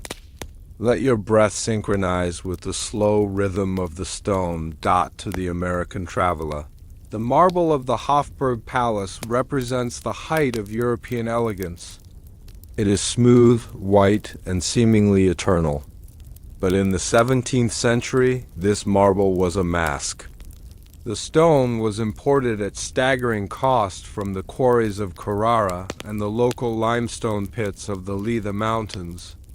It was polished until it reflected the flickering lights of 10,000 candles, creating an illusion of infinite purity. But as you stand in the grand hallway in the middle of the night, you begin to realize that the marble is unnaturally cold. It does not hold the warmth of the day. It is a barrier designed to separate the divine world of the Hapsburgs from the subterranean world they created beneath it. The floor beneath your feet is not solid. It is a thin crust of beauty over an abyss of secrets. If you were to press your ear to the polished surface at 3 a.m, when the last of the ball guests has departed and the music has faded into the rafters, you would hear a sound that defies explanation. It is a dry, rhythmic scraping. It is the sound of bone against stone. The palace guards called it the stone sigh, a superstition they used to explain away the echoes. But the architects knew better. They knew that the tunnels were breathing. They knew that the marble was the lid of a casket that spanned the entire length of the city center. The informative mind asks why a palace needs 5 levels of basements. The answer lies not in storage, but in the containment of the imperial conscience. The history of the Viennese tunnels is rooted in the Great Turkish War of 1683. As the Ottoman armies encircled the city, the Hapsburgs realized that their palace was a trap. They began a feverish project to link the Hofburg to the network of catacombs beneath St. Stephen's Cathedral. They hired masons who were sworn to a blood oath of silence, many of whom were never allowed to leave the tunnels until the work was complete. These tunnels were designed for escape, but they quickly evolved into something more sinister. They became the internal archives for the things the dynasty wanted to forget. They built ventilation shafts that were disguised as decorative pillars and hollow statues. These shafts were meant to provide air to the soldiers hiding below, but they also acted as acoustic funnels. This is why the scratching was so audible in the royal bedchambers. The sound of a prisoner clawing at a limestone wall 5 levels down would travel up the hollow stone, emerging as a ghostly whisper in the ear of a sleeping prince. To the Tier 1 listener, this is a masterclass in unintentional psychological torture. The royals lived in a state of constant low-grade anxiety, hearing the physical manifestation of their own political crimes echoing through the architecture. They were literally being haunted by the sound of the foundations they had laid. What does it do to the human mind to hear a sound that officially does not exist? The palace servants were the most affected. Maids would refuse to walk the north wing after midnight, claiming that the stone was hungry. They described the scratching as purposeful, as if someone were trying to write a letter in the dark using only their fingernails. Psychological historians suggest that this was a collective trauma. The servants knew who was down there. They knew about the political rivals who had disappeared during dinner. They knew about the royal heirs born with imperfections, who were moved to the lower levels for their own protection. The scratching was a reminder of the fragility of their own existence. If the emperor could bury his own blood beneath the marble, what would he do to a simple servant? This created a culture of absolute, terrifying obedience. The sound of the stone was the ultimate instrument of state control. It was a rhythmic, abrasive heartbeat that reinforced the power of the monarchy. Every scratch was a syllable in a language of fear. The royalty themselves tried to mask the sound with heavy carpets and the constant ticking of mechanical clocks. They surrounded themselves with the noise of civilization to drown out the noise of the truth. But the marble is a perfect conductor of vibration. No matter how much velvet they laid down, the stone continued to speak. In the deeper levels of the tunnels. The Hapsburgs maintained what archival researchers call the quiet chambers. These were not traditional dungeons. They were rooms of total sensory isolation. The walls were thick, carved directly from the living rock of the Viennese basin. There was no light, no wind, and no voice. The only thing a prisoner had was the stone. This is where the scratching originated. When a human being is deprived of all sensory input, they revert to the most basic tactile interactions. They touch the wall. They scrape at the surface. They try to verify their own existence through the resistance of the rock. These chambers were used for re-education, a polite 17th century term for breaking the soul. The goal was to erase the individual until they were as silent and compliant as the marble above. But the stone held the memory of their struggle. The limestone was soft enough to be marked by a determined hand. Over decades, the walls of the lower levels became covered in thousands of shallow grooves. These were the shadow diaries of the forgotten. When the wind blew through the ventilation shafts, it would catch on these grooves, creating a low, whistling sound that mimicked a human sigh. The palace was not just haunted by people, it was haunted by the marks they left behind.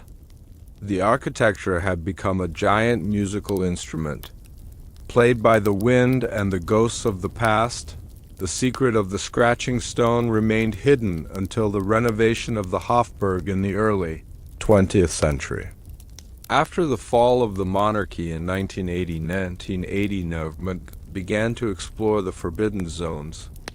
In 1924, a team of engineers found a section of the floor in the imperial chancellery that vibrated whenever a train passed in the distant subway.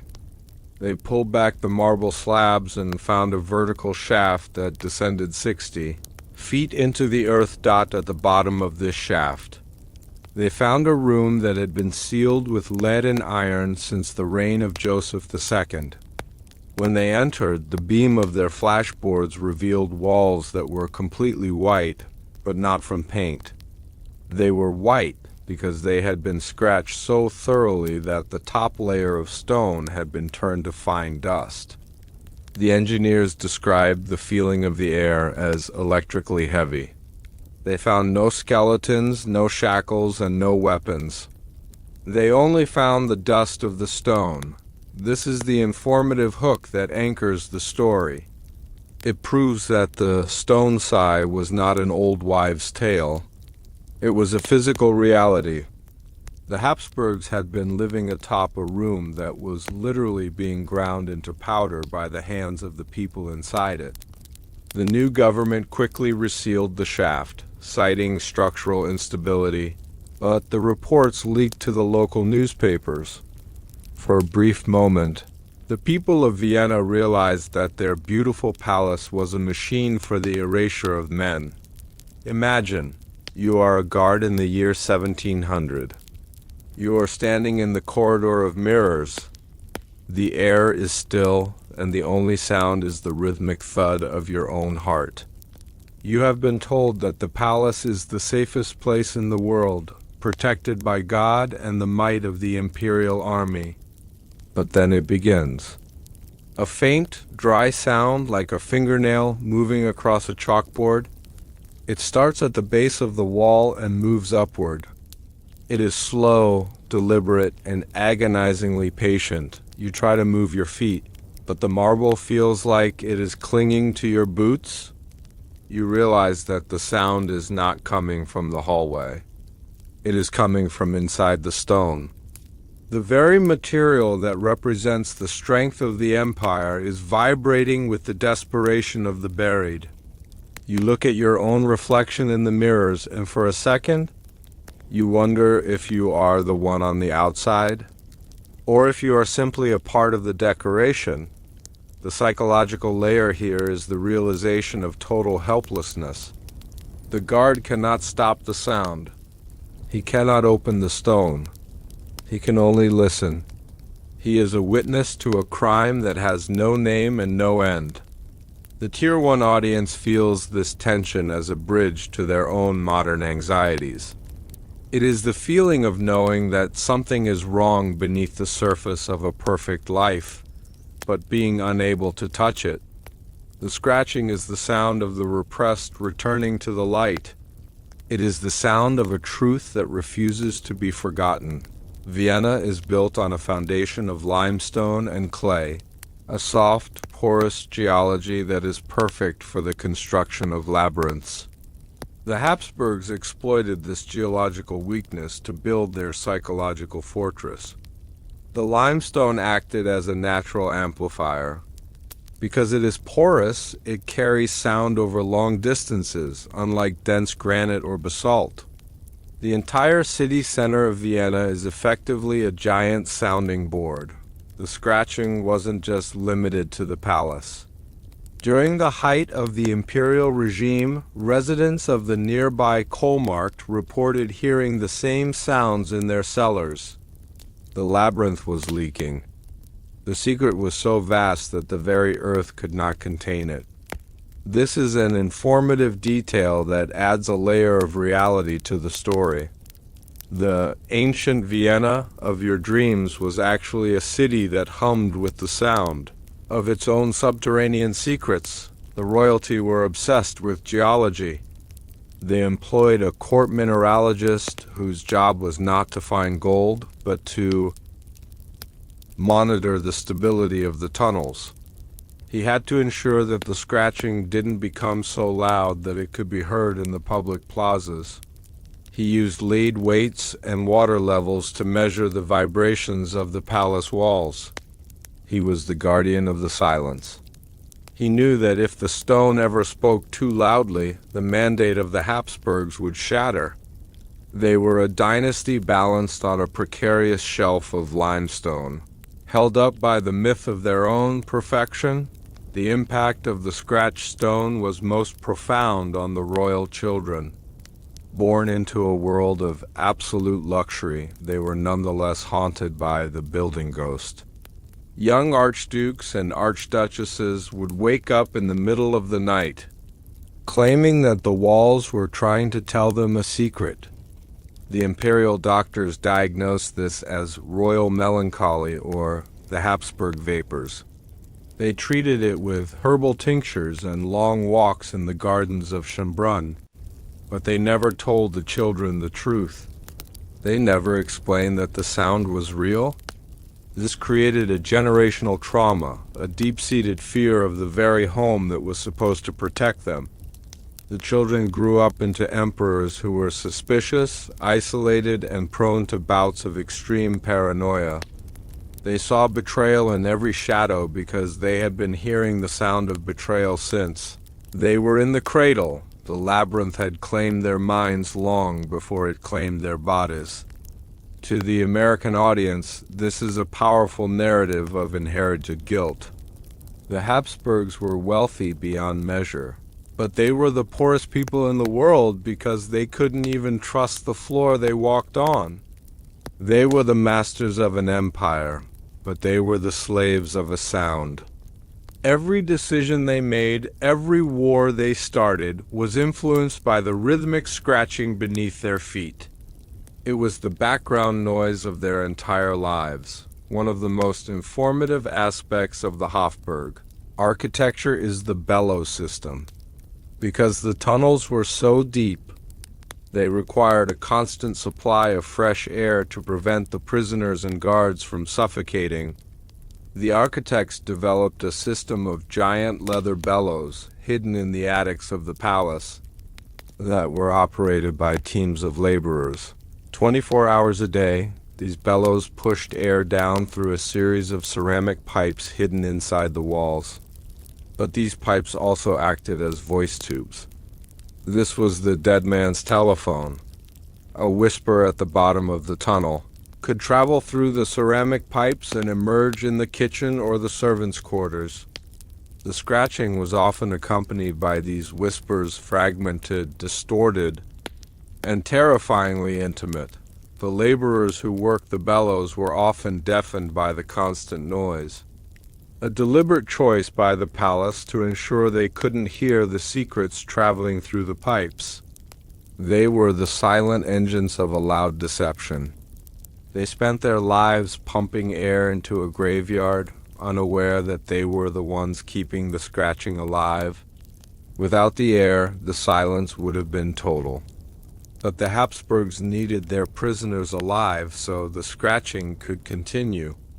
It was a cycle of life and sound that defined the metabolism of the palace. In the 16th century, the Masons of Vienna formed a secret guild known as the Hofmaurer. Their primary purpose was the maintenance of the imperial subterranean works.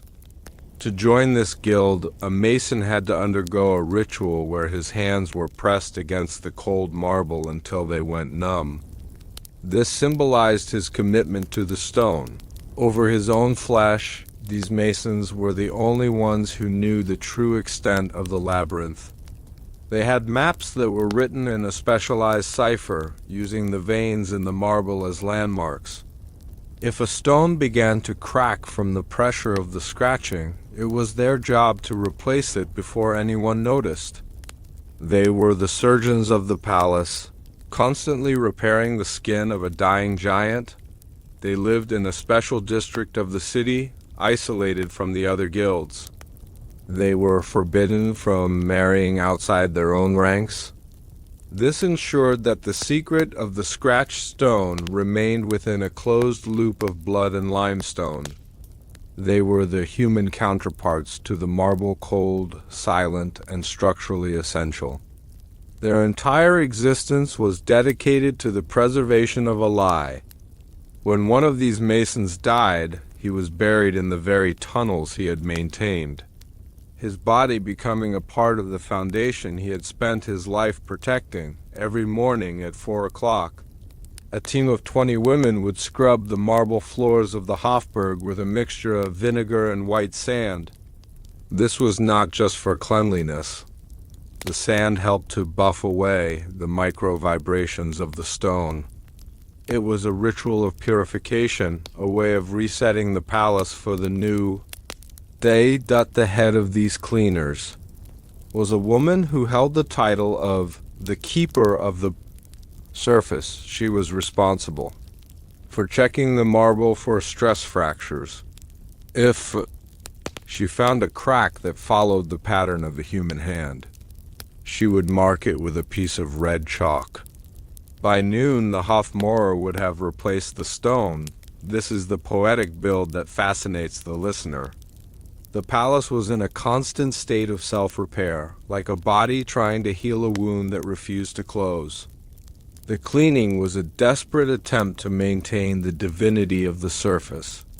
As long as the marble was white and shining, the monarchy was safe.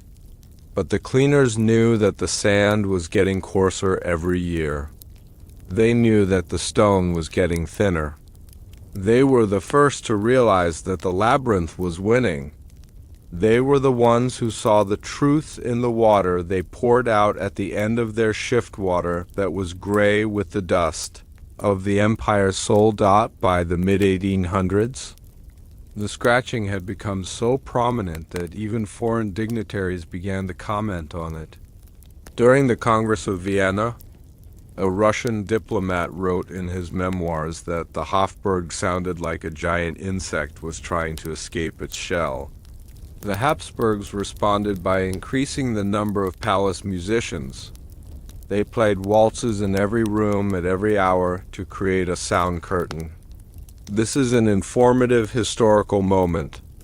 The famous Viennese waltz was not just a dance, it was a psychological defense mechanism. The three-quarter time signature was designed to overlap with the rhythmic scratching, creating a complex polyrhythm that confused the ear. The royalty danced to keep from hearing. They spun faster and faster, their silk dresses rustling like the wind, trying to drown out the stone. The music of Strauss and Schubert was the soundtrack to a massive act of denial. To the Tier 1 audience, this transforms the image of a grand ball into something tragic and desperate. It was a dance of the damned, performed on a stage of lies. The diplomats and kings were not celebrating. They were participating in a collective ritual of noise. They were the music wall, the final barrier between the empire and the sound. Of its own collapse, the most intense scratching was always heard directly beneath the throne room. This was the geological center of the palace and the psychological center of the labyrinth. The throne itself was built on a pedestal of solid porphyry, a purple stone that was supposed to be impenetrable, but beneath that porphyry was a hollow chamber known as the echo box. This was designed to make the emperor's voice sound deeper and more resonant during speeches. However, it also acted as a perfect receiver for the scratching from below. When the emperor sat on his throne, he was literally sitting on top of the secret. Every scratch from a political prisoner or a forgotten heir would vibrate. Through the porphyry and into his own spine, he was the vibrating king, a man who was physically connected to the suffering of his people. This is the ultimate moral decay. The ruler of the Holy Roman Empire was being physically influenced by the pain he had caused. He couldn't move, he couldn't speak, and he couldn't escape. He was a prisoner of his own throne, held in place by the very purple stone that was supposed to represent his power. The scratching was a constant, abrasive reminder that his authority was built on a void. Why do we find the sound of scratched stones so unsettling? It is because it represents a form of communication that is both desperate and anonymous. The scratch has no face. It has no name. It is simply a sign of presence. For the Hapsburgs, this was the ultimate threat. They could control names. They could control faces. But they couldn't control the anonymous presence of the truth. The stone was a democratic medium. Anyone with a fingernail or a piece of metal could contribute to the scratch. It was the people's history of the empire written in the dark. As you listen to the pace of this story, think about the things in your own life that you have tried to bury. Think about the marble you have polished to hide the cracks in the slow, rhythmic hours of the night. The boundaries between the palace and your own mind begin to blur. The scratching is no longer in Vienna. It is in the walls of your own consciousness. It is the sound of the things you have refused to say. The labyrinth is not a place you visit. It is a place you inhabit. The marble is just a metaphor for the ego. The stone beneath is the reality we all eventually have to face. The candles have burned down to the final inch. The scent of vinegar and sand is a faint memory in the cold air. The palace is silent now, but it is a heavy, pregnant silence. The scratching has stopped for the moment, but the marks remain in the stone. The marble is not just a building material. It is a recording device. It has captured the vibrations of 300 years of secrets. It has absorbed the sighs, the screams, and the rhythmic scraping of 10,000 hands. If the stone were to ever break, the sound would be deafening, but for now, the marble holds. It stays white. It stays polished. It stays cold. As you drift toward the edge of sleep, let the geography of the palace become the geography of your dreams. Walk the north wing, touch the cold pillars. Feel the vibration beneath your feet. You are a part of the labyrinth now. You are the keeper of the scratched stone. The scratching beneath the marble was a masterwork of acoustic tragedy, but it was only one layer of the Hapsburg architectural lie. While the servants were scrubbing the floors of the Hofburg, a different kind of sound was beginning to echo from the imperial library. It was the sound of a book that was being written by a hand that hadn't existed for 50 years. It was the discovery of the mirror room, a chamber where the reflections did not match the people standing in front of them. To understand the next secret of the labyrinth, we must leave the cold tunnels and enter the world of glass and light. We must ask, why did the Empress refuse to look at her own reflection for the last 10 years of her life? And what was the true purpose of the silver mirrors that line the hallway to the Emperor's private study? The next door is already creaking open, and the light is starting to shift. In the final 10 years of her life, Empress Elizabeth of Austria, the most celebrated beauty of the 19th century, did something that horrified the royal court of Vienna.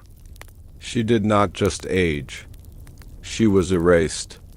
History books tell you she became a recluse due to the loss of her son, but the secret ledgers of the Hapsburg physicians reveal a much darker betrayal of the human spirit. The Empress was a victim of a forbidden psychological experiment known as the mirror room. This was not a dressing room for a vain monarch. It was a prison constructed of pure alchemical silver and sound-absorbing crimson velvet. In this chamber, the Hapsburg state practiced a ritual of soul fragmentation, where the monarch was forced to separate their public image from their private self until the two no longer recognized each other. It was a world-altering historical cover-up designed to ensure that the crown remained divine while the person wearing it was shattered into 1,000 jagged pieces. Every mirror in the Hofburg was veiled not to hide her wrinkles, but to hide the fact that her reflection was no longer hers to control. The monarchy had turned the concept of identity into a state-owned prison. This was a curse of silver glass and absolute silence that turned a goddess into a ghost. This is the truth the king buried. Now, let us turn back the pages of the years. The light is dim, the chamber is quiet, and the scent of aged parchment fills the air. Forget the noise of the modern world. Let the heavy, silver-gray fog of old Vienna settle around your shoulders like a heavy cloak. We are moving deep into the Leopoldine wing, past the public galleries and into the spaces where time stands still. Close your eyes and feel the cool touch of the silver glass against your mind. We are moving past the velvet curtains and stepping into the silence. To understand the mirror room, one must first understand the Hapsburg obsession with the divinity of the image. For a Tier 1 audience, the concept of a mirror is a simple household object, but in the 19th century Hapsburg Palace, it was a tool of statecraft. The mirror room was located in a hidden corridor between the Empress's dressing chamber and the imperial chapel. It was a perfect circle, designed by architects who were sworn to a blood oath of silence. The walls were not made of stone or wood, but of floor-to-ceiling sheets of silver-backed glass. Imported from the clandestine foundries of Murano. These were not ordinary mirrors. They were crafted with a specific mineral impurity that created a slight delay in the reflection. It was an optical illusion that made the observer feel as though they were being watched by their own ghost. The ceiling was a domed mirror reflecting the floor, which was also made of polished silver. When you stood in the center of the room, you were reflected 1 billion times into infinity. There was no horizon, no floor, and no sky. There was only the self, repeated until the individual felt their identity dissolving into the silver void. This architecture was designed to induce a state of imperial dissociation. The Hapsburgs believed that to rule effectively, the monarch had to kill the person inside and become a living statue. The mirror room was the laboratory where this transformation took place. It was a place where the Empress was forced to confront the impossible standards of her own beauty and her own divinity until her mind snapped. The room was soundproofed with layers of compressed wool and crimson velvet, ensuring that no scream, no sob, and no prayer could ever leave the silver circle. It was a psychological vacuum, a space where the air felt heavy with the weight of 1,000 reflected gazes. The silver used in the backing of these mirrors was not standard metal. Archival researchers have found records of the Hapsburgs employing alchemists well into the 19th century to treat the glass with a mixture of mercury and crushed lead. They believed that silver had a magnetic quality that could capture the ethereal breath of the person standing before it. In the mind of the emperor, if you could capture the reflection, you could capture the soul. This was the dark science of the dynasty. The mirror room was kept at a constant freezing temperature. This was done to prevent the silver from tarnishing, but it had the added effect of making the occupant feel as though they were in a tomb. The Empress would spend hours in this room, lit only by a single candle. The flickering light would bounce off the silver walls, creating a hypnotic dance of shadows that made the reflections seem alive. To the informative mind, this sounds like a fairy tale, but for Elizabeth it was a daily reality. She was a woman of high intelligence and poetic soul, trapped in a family that viewed her as a biological asset. She used the mirror room as a sanctuary, but the room turned on her. It became a prison where she was forced to curate her own legend. She would practice her smiles, her postures, and her expressions until she no longer knew which one was real. The alchemical silver acted as a silent witness to her psychological collapse. It was a mirror that didn't just show the face. It showed the decay of the spirit. The state used this room to ensure she never rebelled. For a person who cannot find themselves in a mirror, can never find the strength to fight back. Whenever the Empress left the mirror room, the servants were ordered to cover the glass with heavy black velvet veils. This was not a mourning ritual for her son, as the public was told. It was a ritual to reset the room. The Hapsburg physicians believed that if a mirror was left uncovered, it would continue to project the energy of the previous occupant, creating a memory haze that would haunt the next person who entered. This is the point where historical reality meets psychological horror. The palace staff lived in absolute terror of the mirror room. They believed that if they caught a glimpse of their own reflection in the silver glass without the Empress present, they would lose their minds. There are records of chambermaids who were found catatonic in the hallway after accidentally seeing the uncovered mirrors. They described seeing the other one, a version of themselves that was older, colder, and devoid of life.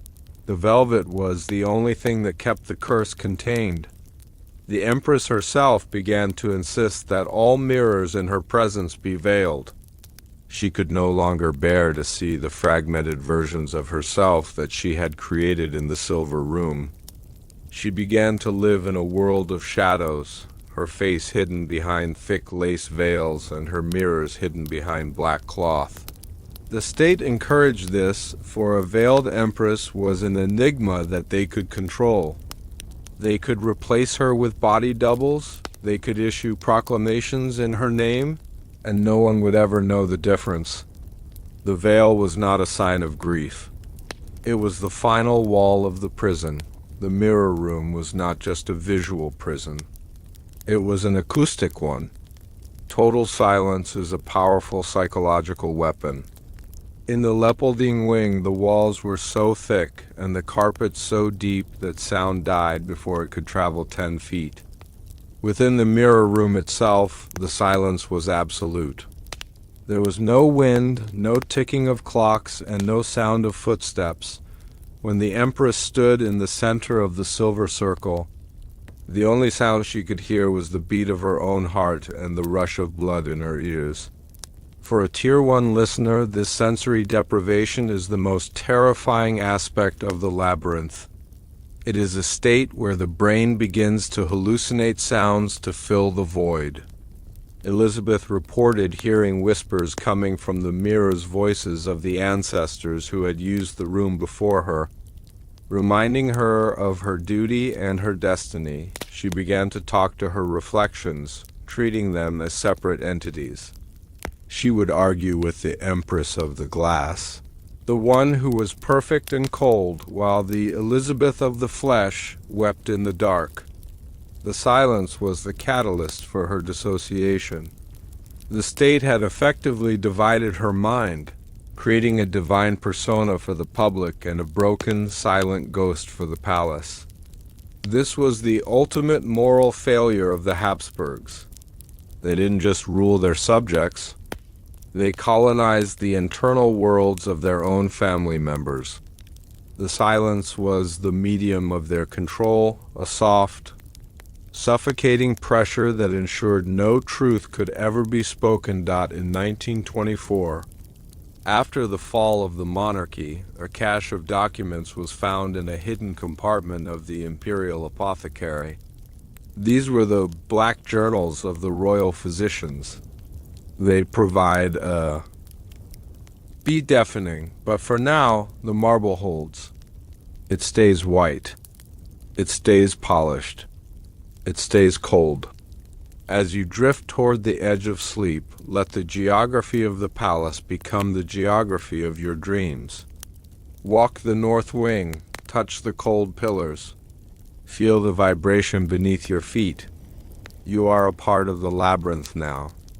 You are the keeper of the scratched stone. The scratching beneath the marble was a masterwork of acoustic tragedy, but it was only one layer of the Hapsburg architectural lie.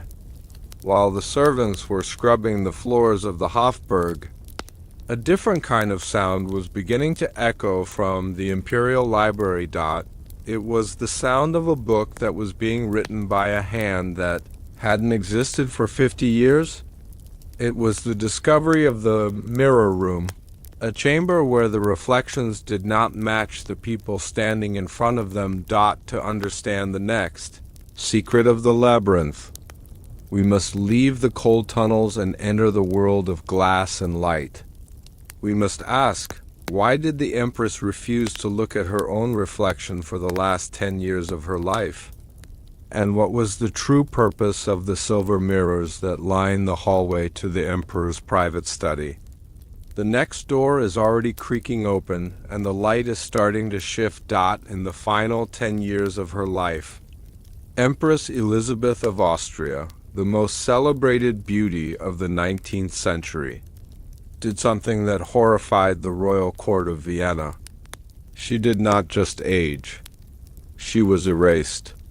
History books tell you she became a recluse due to the loss of her son, but the secret ledgers of the Hapsburg physicians reveal a much darker betrayal of the human spirit. The Empress was a victim of a forbidden psychological experiment known as the mirror room. This was not a dressing room for a vain monarch.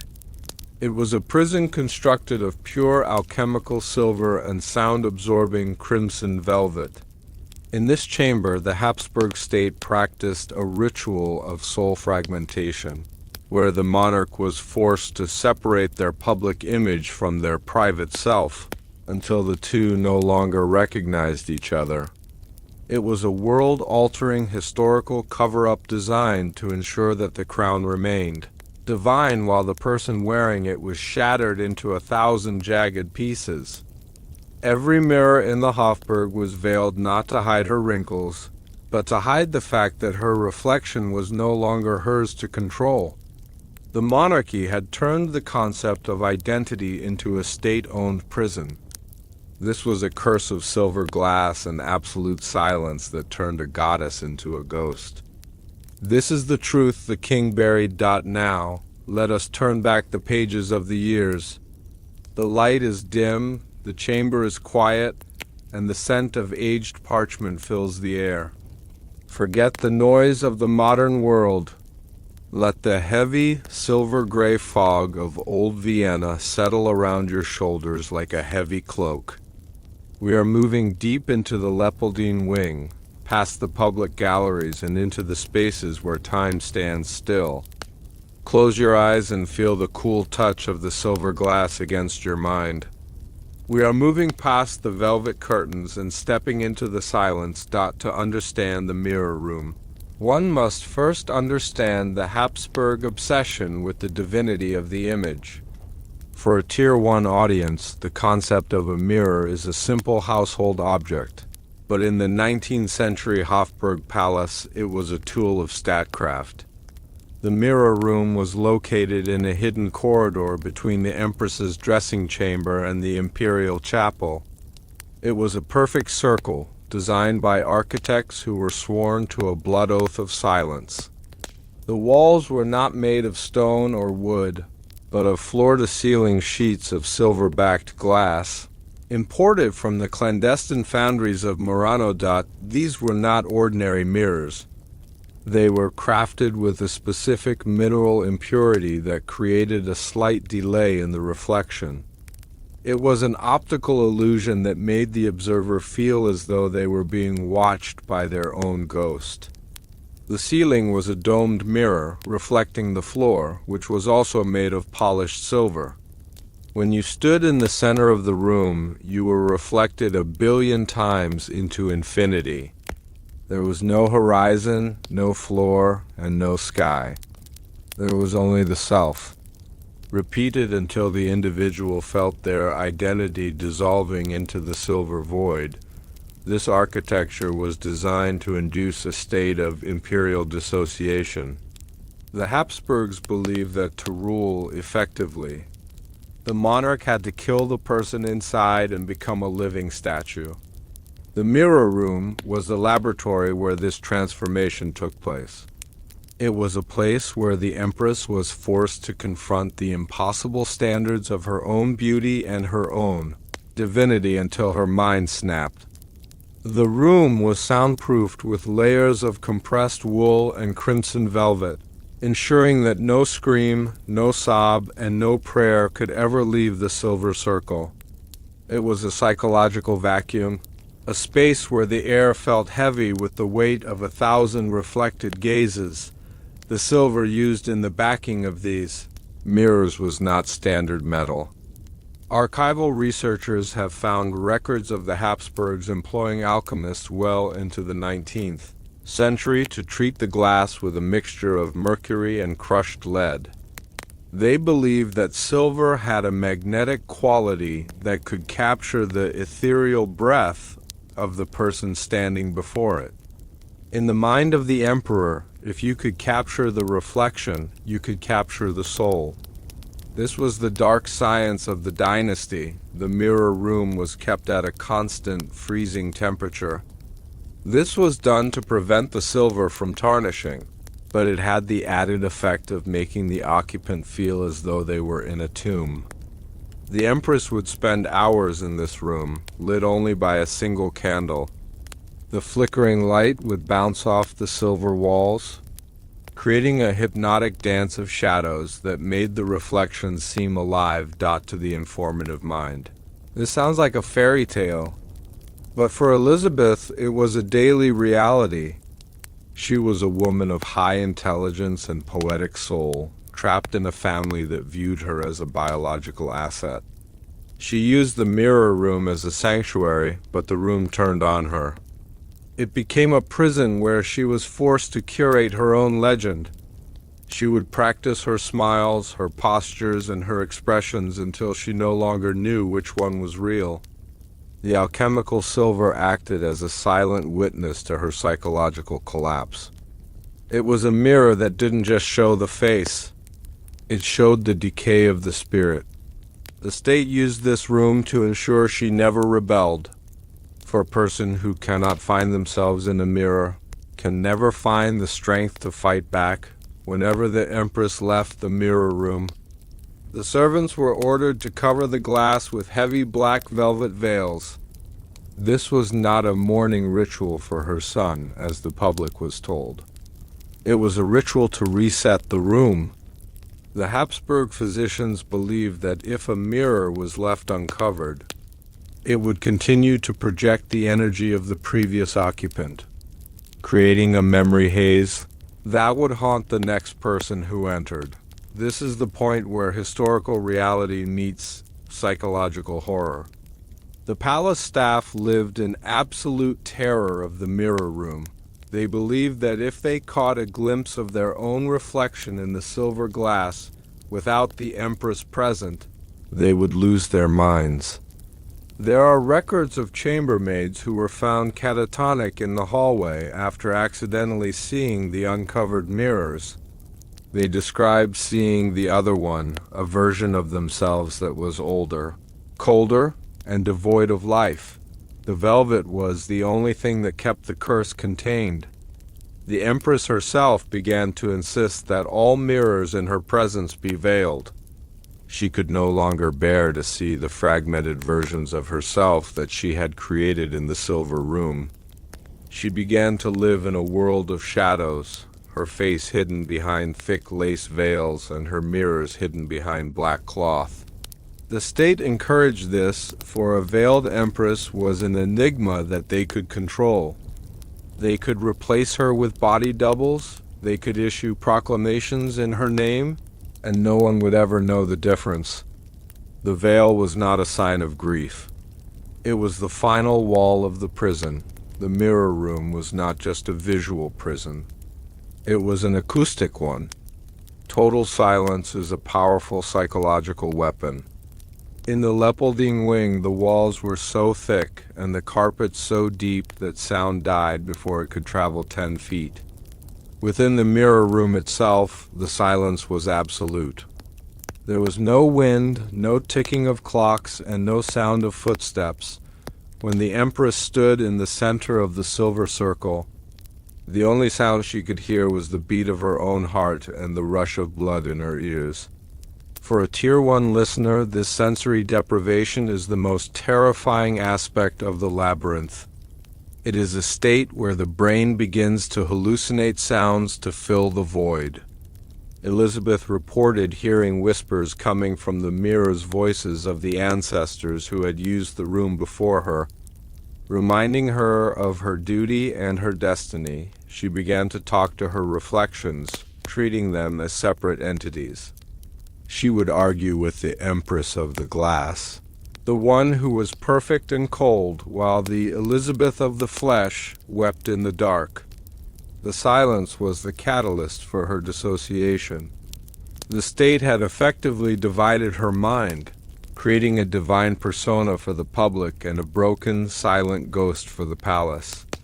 This was the ultimate moral failure of the Hapsburgs. They didn't just rule their subjects, They colonized the internal worlds of their own family members. The silence was the medium of their control, a soft, suffocating pressure that ensured no truth could ever be spoken. In 1924, after the fall of the monarchy, a cache of documents was found in a hidden compartment of the imperial apothecary. These were the black journals of the royal physicians. They provide a clinical look at the effect of the mirror room on the Hapsburg bloodline. They describe a condition they called silver sickness, a chronic state of paranoia and identity loss caused by prolonged exposure to the reflective rituals. The physicians weren't trying to cure the empress. They were monitoring the decay. They noted how her handwriting changed after each session in the room, becoming more erratic and jagged. They noted her growing inability to recognize her own children. They were documenting the systematic destruction of a human personality for the sake of imperial stability. To the American listener, this provides the necessary informative anchor. This wasn't just a legend. It was a medical reality managed by the state. The physicians were the wardens of the mirror room. They would time her sessions, gradually increasing the duration as she became more resistant to the conditioning. They used a series of incense blends, frankincense, myrrh, and a secret extract from the nightshade plant to make her more suggestible while she was surrounded by the mirrors. The melancholy of the empress was a manufactured state, a chemical and psychological cage designed to keep the most beautiful woman in Europe from ever realizing she was a human being. Empress Elizabeth was obsessed with her weight and her hair, spending 3 hours a day having her floor-length tresses braided. History calls this vanity, but when viewed through the lens of the mirror room, it becomes a desperate attempt to maintain control over the only thing she had left. Her physical vessel, the mirror room, taught her that she was nothing but an image. If the image was perfect, then she existed. If the image failed, she would vanish into the silver. This is the psychological curiosity ladder that keeps the audience hooked. Her vanity was a survival mechanism. She was trying to outrun the fragmentation of her soul by perfecting her shell, but the Hapsburgs used this against her. They turned her beauty into a political weapon, a symbol of the empire's strength. While the common people of Vienna were starving, the state released thousands of lithographs of the radiant empress. They were selling a reflection, while the real woman was being ground into dust in the Leopoldine wing. The moral decay of the dynasty was found in this gap between the lithograph and the person. They had turned a living woman into a brand, a divine logo for a dying empire. The mirror room was the factory where the brand was forged, and the price of the production was the empress's sanity. As the years passed, the court began to notice a strange phenomenon. People would swear they saw the empress in 2 different places at once. One Elizabeth would be seen walking in the gardens of Miramar, while another would be seen sitting motionless in the chapel at the Hofburg. These weren't twins or body doubles. This was the final stage of her dissociation. The mirror room had done its job too well. The empress had become so divided that she began to project 2 entirely different personas. The public Elizabeth was a stoic, silent, and veiled figure who performed the rituals of the state with mechanical precision. The private Elizabeth was a wild, poetic, and tormented soul who spoke in riddles and wrote poems to the ghosts of the dead. She spoke of the woman in the mirror, as if she were a real person who had stolen her life. She wrote in her diary that the reflection had stepped out of the glass and taken her place on the throne, leaving her to wander the hallways of the palace as a shadow. This is the real plus hidden truth blend that defines lore slumber. The historical fact is her reclusion.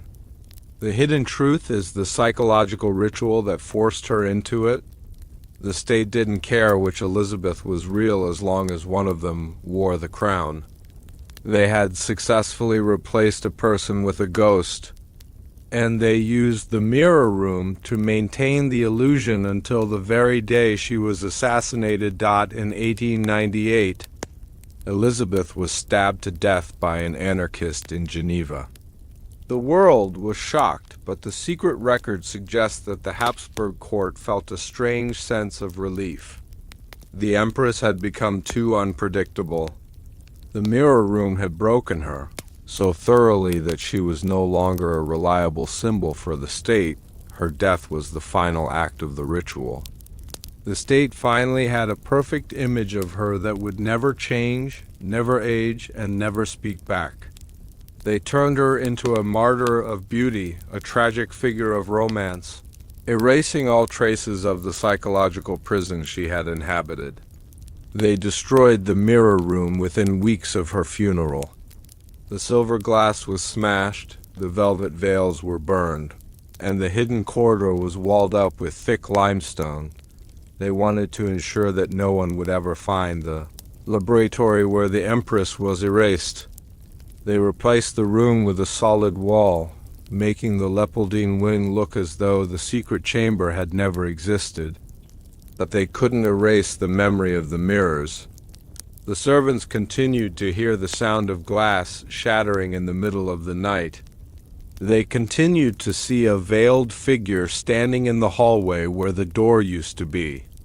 The Hapsburgs had killed the woman, but they had created a ghost that the palace could not contain for a Tier 1 audience. The most fascinating part of the Habsburg history is the absence of information. The Archive of the Veiled is a section of the imperial records that remains classified to this day. It contains the blueprints of the hidden rooms and the medical reports on the silver sickness. When modern historians try to map the Leopoldine wing, they find blind spots in the architecture spaces that are unaccounted for in the public plans.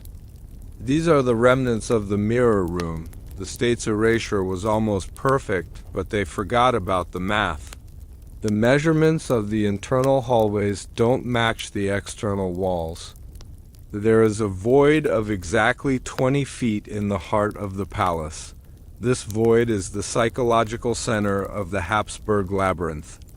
It is a reminder that the most powerful secrets are the ones that leave a hole in the world. The mirror room was a masterpiece of control, a way to rule the very souls of the royal family. It represents a level of moral decay that is almost impossible to comprehend. They traded the humanity of their mothers, wives, and daughters for the preservation of a divine image. They built a kingdom on reflections, unaware that a kingdom of glass is the easiest one to shatter. Why does the story of the mirror room haunt us today? It is because we live in an age of constant reflection. We curate our own images on digital screens, creating perfect versions of ourselves for a public audience. In a way, we have all built our own mirror rooms. The Habsburgs were simply the first to realize that visibility is its own form of incarceration. The more you are seen, the less you are known. The more your image is celebrated, the more your true self is erased.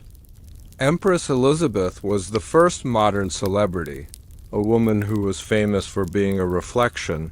The mirror room was a physical manifestation of this tragedy.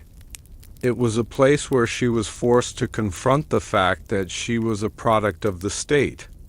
As you listen to the rhythmic pace of this story, think about the mirrors in your own life. Think about the veils you have placed over the parts of yourself that don't fit the public image. The Habsburgs didn't invent the prison of the self. They just gave it silver walls and velvet curtains.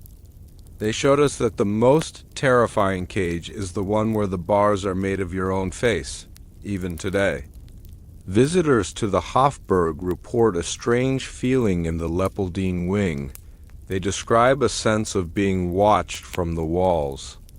They talk about a sudden drop in temperature and the smell of old Leyland candle wax. Some say that if you stand in the right spot at 3 in the morning, the light will hit the wall in a way that reveals the outline of the hidden door.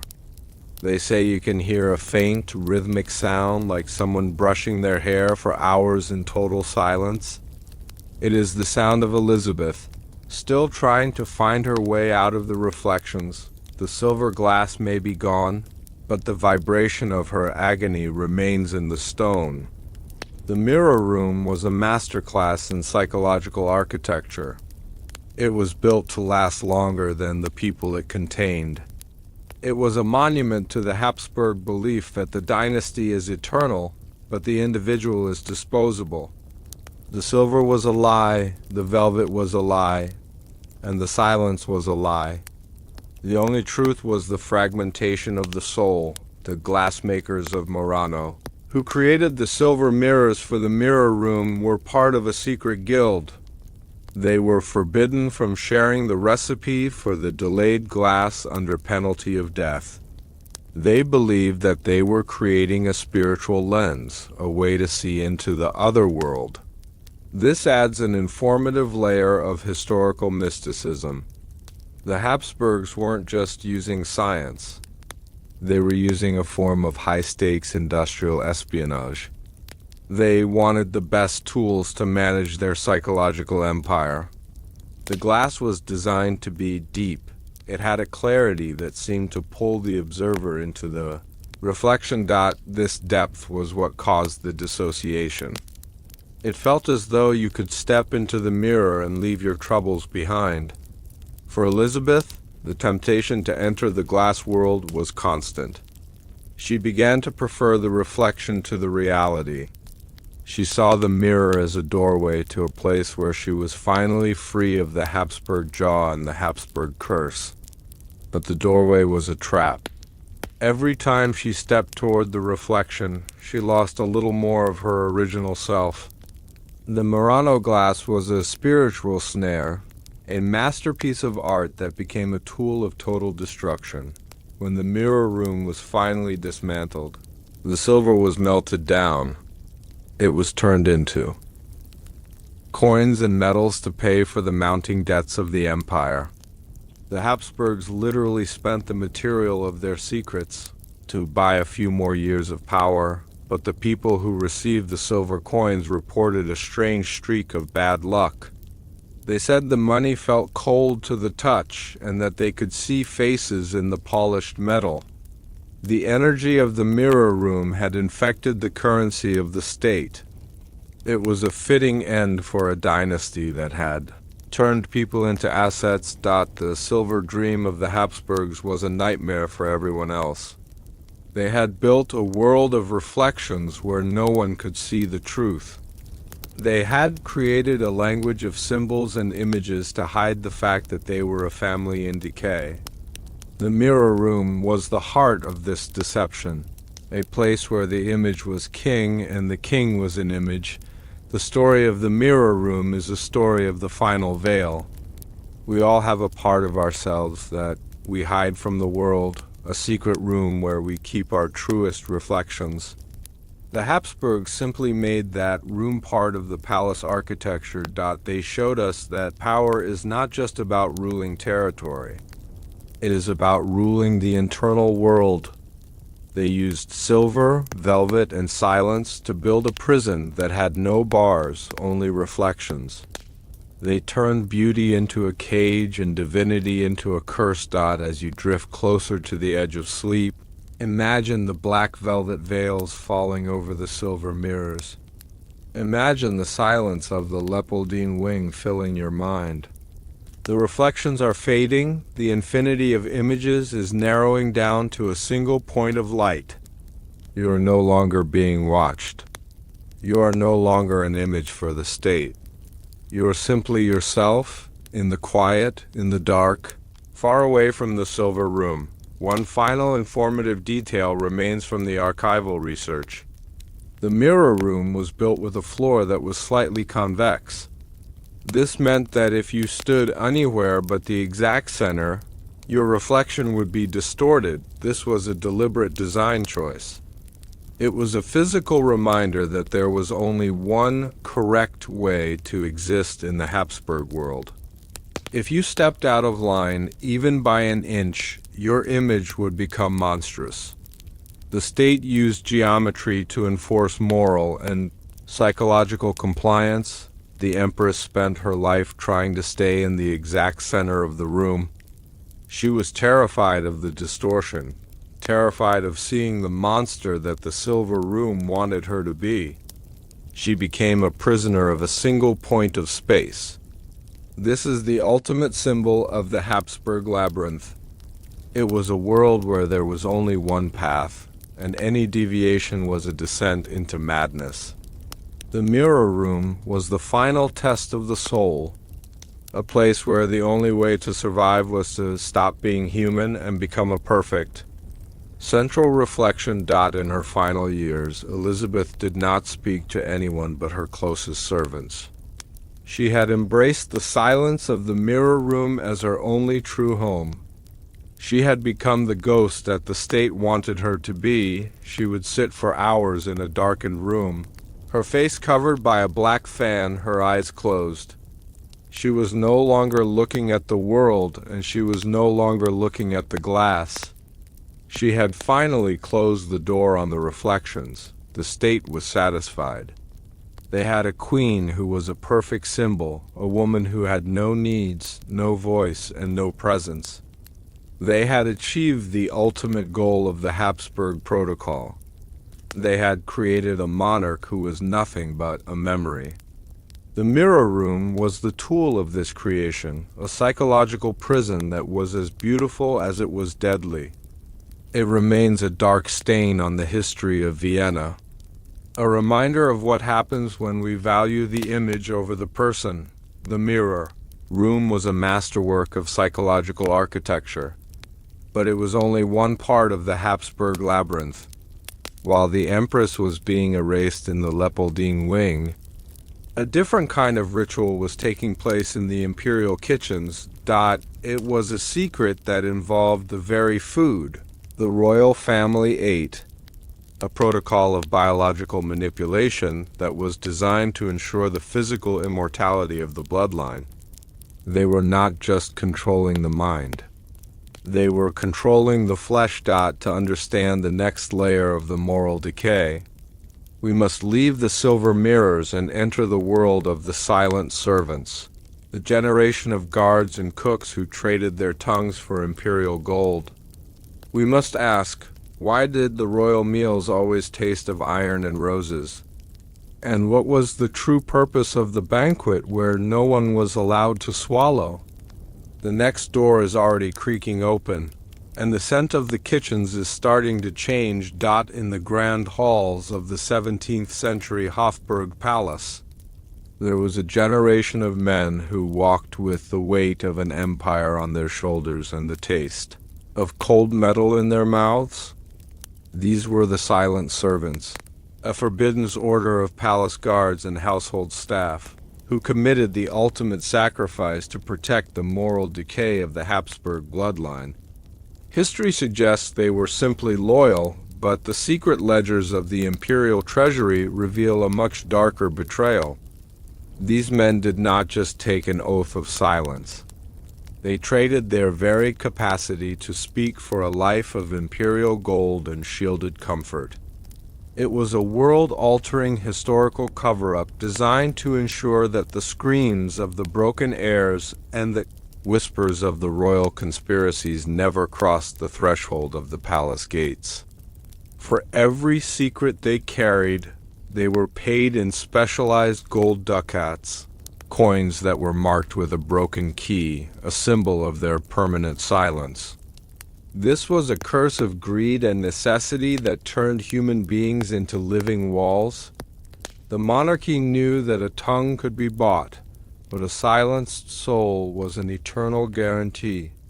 Behind every closed door and every veiled window stood a man who could see everything but tell nothing. This is the truth the king buried. Now, let us turn back the pages of the years. The light is dim, the chamber is quiet, and the scent of aged parchment fills the air. Forget the noise of the modern world and the rush of the passing hours. We are stepping into the deep velvet shadows of ancient Vienna, into a palace where the air is thick with the smell of beeswax and the heavy weight of unspoken words. Feel the cool stone of the corridor beneath your feet and the distant, rhythmic thud of a guard's halberd against the floor. We are moving into the heart of the Hapsburg labyrinth, into the lives of the men who stood in the darkness so the crown could stay in the light. Let your breath slow down as we enter the world of the silent servants. To understand the silent servants, one must understand the desperate landscape of 17th century Europe. The Hapsburgs did not look for their guards among the noble families or the proud knightly orders. They looked for the invisible.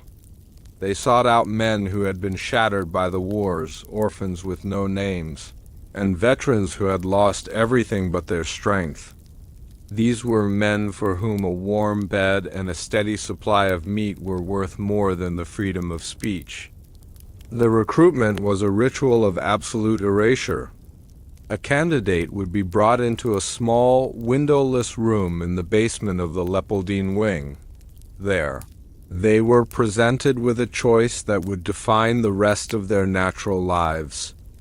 On one side of a mahogany table sat a stack of imperial gold, more money than a peasant could earn in 3 lifetimes. On the other side sat a silver bowl and a sharp alchemical blade. The contract was not signed in ink. It was signed in the very biology of the man.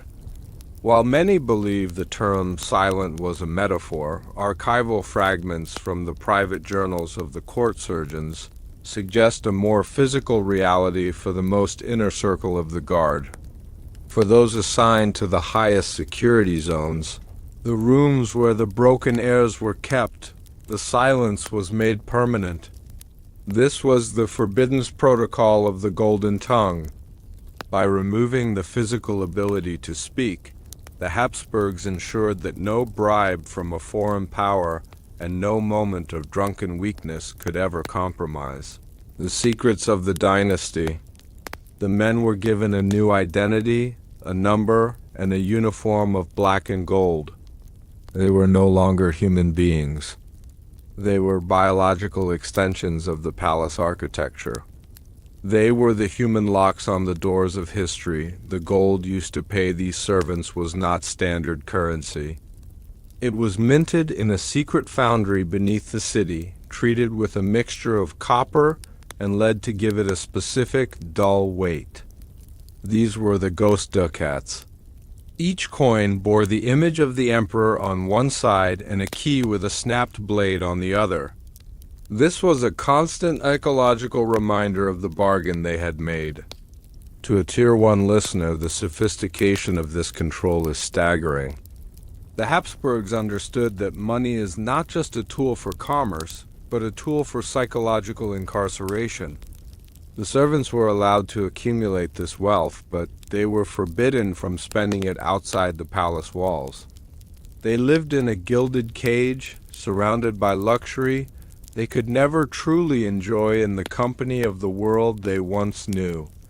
They were provided with the finest silks and the most delicate foods, but they ate in total silence in a communal hall where even the clinking of spoons was discouraged.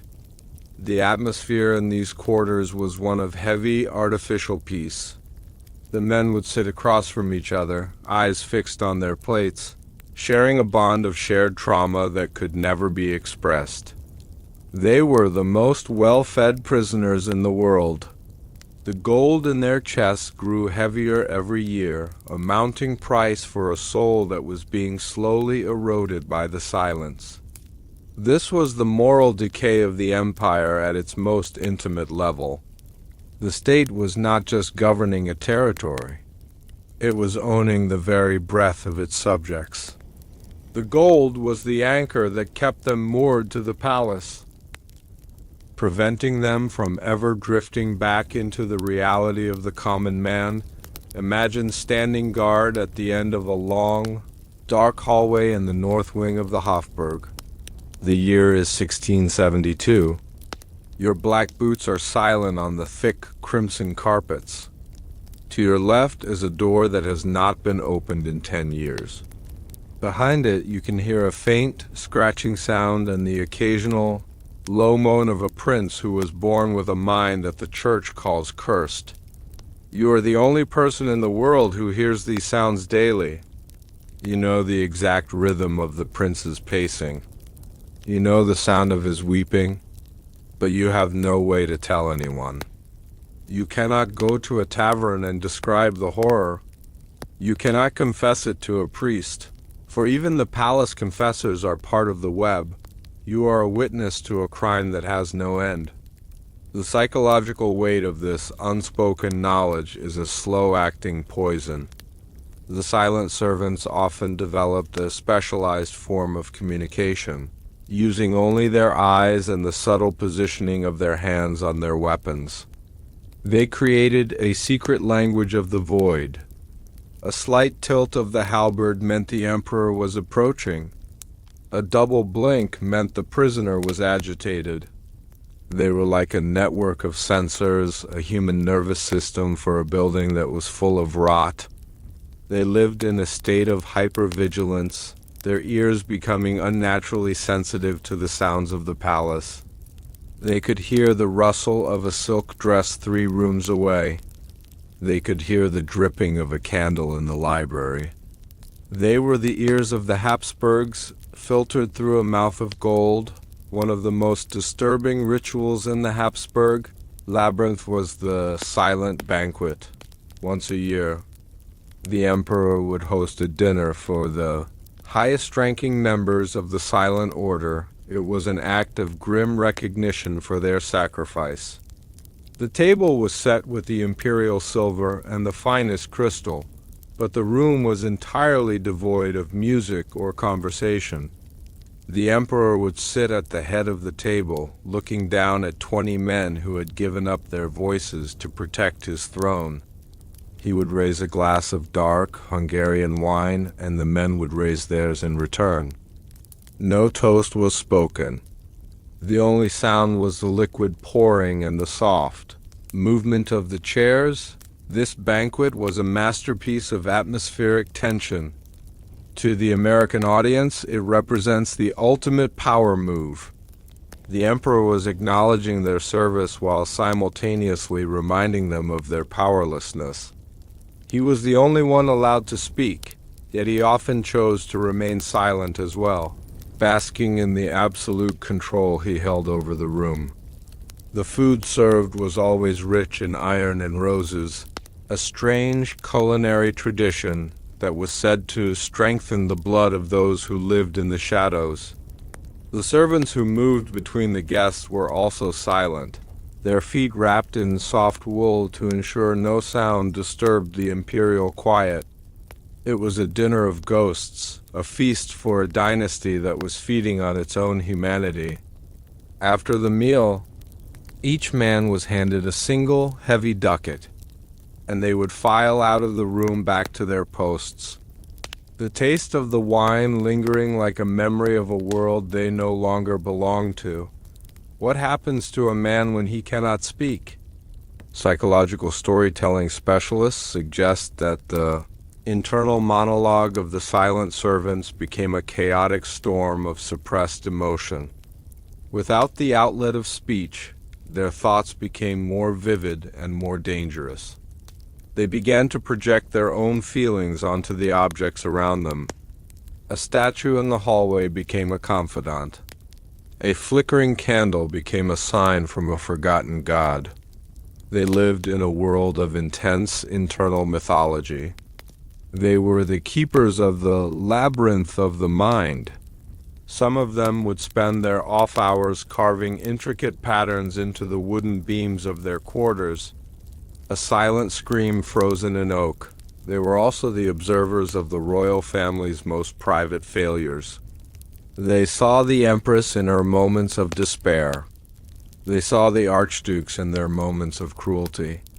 They saw the physical decay of the bloodline as clearly as the physicians did. But because they could not speak, they became like the mirrors on the walls, reflecting everything but retaining nothing of their own. This led to a profound sense of dissociation. The men began to feel as though they were already dead, that they were simply spirits haunting the palace they were paid to guard. The gold in their pockets felt like the coins placed on the eyes of a corpse. This is the informative layer that Tier 1 audiences find so compelling. It is the realization that the greatest cost of the Hapsburg secret was not the money spent, but the human identities that were systematically dismantled. To maintain the lie, the existence of the silent servants remained a rumor until the discovery of the shadow ledgers during the 19th century reforms. These ledgers were kept in a specialized vault that required 3 different keys to open. They did not list the names of the servants. Instead, they listed their numbers and their tongue value. This was the amount of gold each man was paid based on the level of secrecy he was entrusted with. A guard at the main gate had a lower value than a servant who cleaned the private chambers of the broken ones. The Habsburgs had quantified the price of a human secret with terrifying precision. The ledgers also contained records of the fading payments. These were sums of money sent to the families of the servants to tell them that their sons had died in the wars. It was a secondary layer of deception. The families mourned a dead man, while the man himself was standing only a few miles away in the palace, alive but erased. This archival depth proves that the silent servants were not a mere tradition, but a calculated bureaucratic system of human trafficking. The state was managing a workforce of ghosts.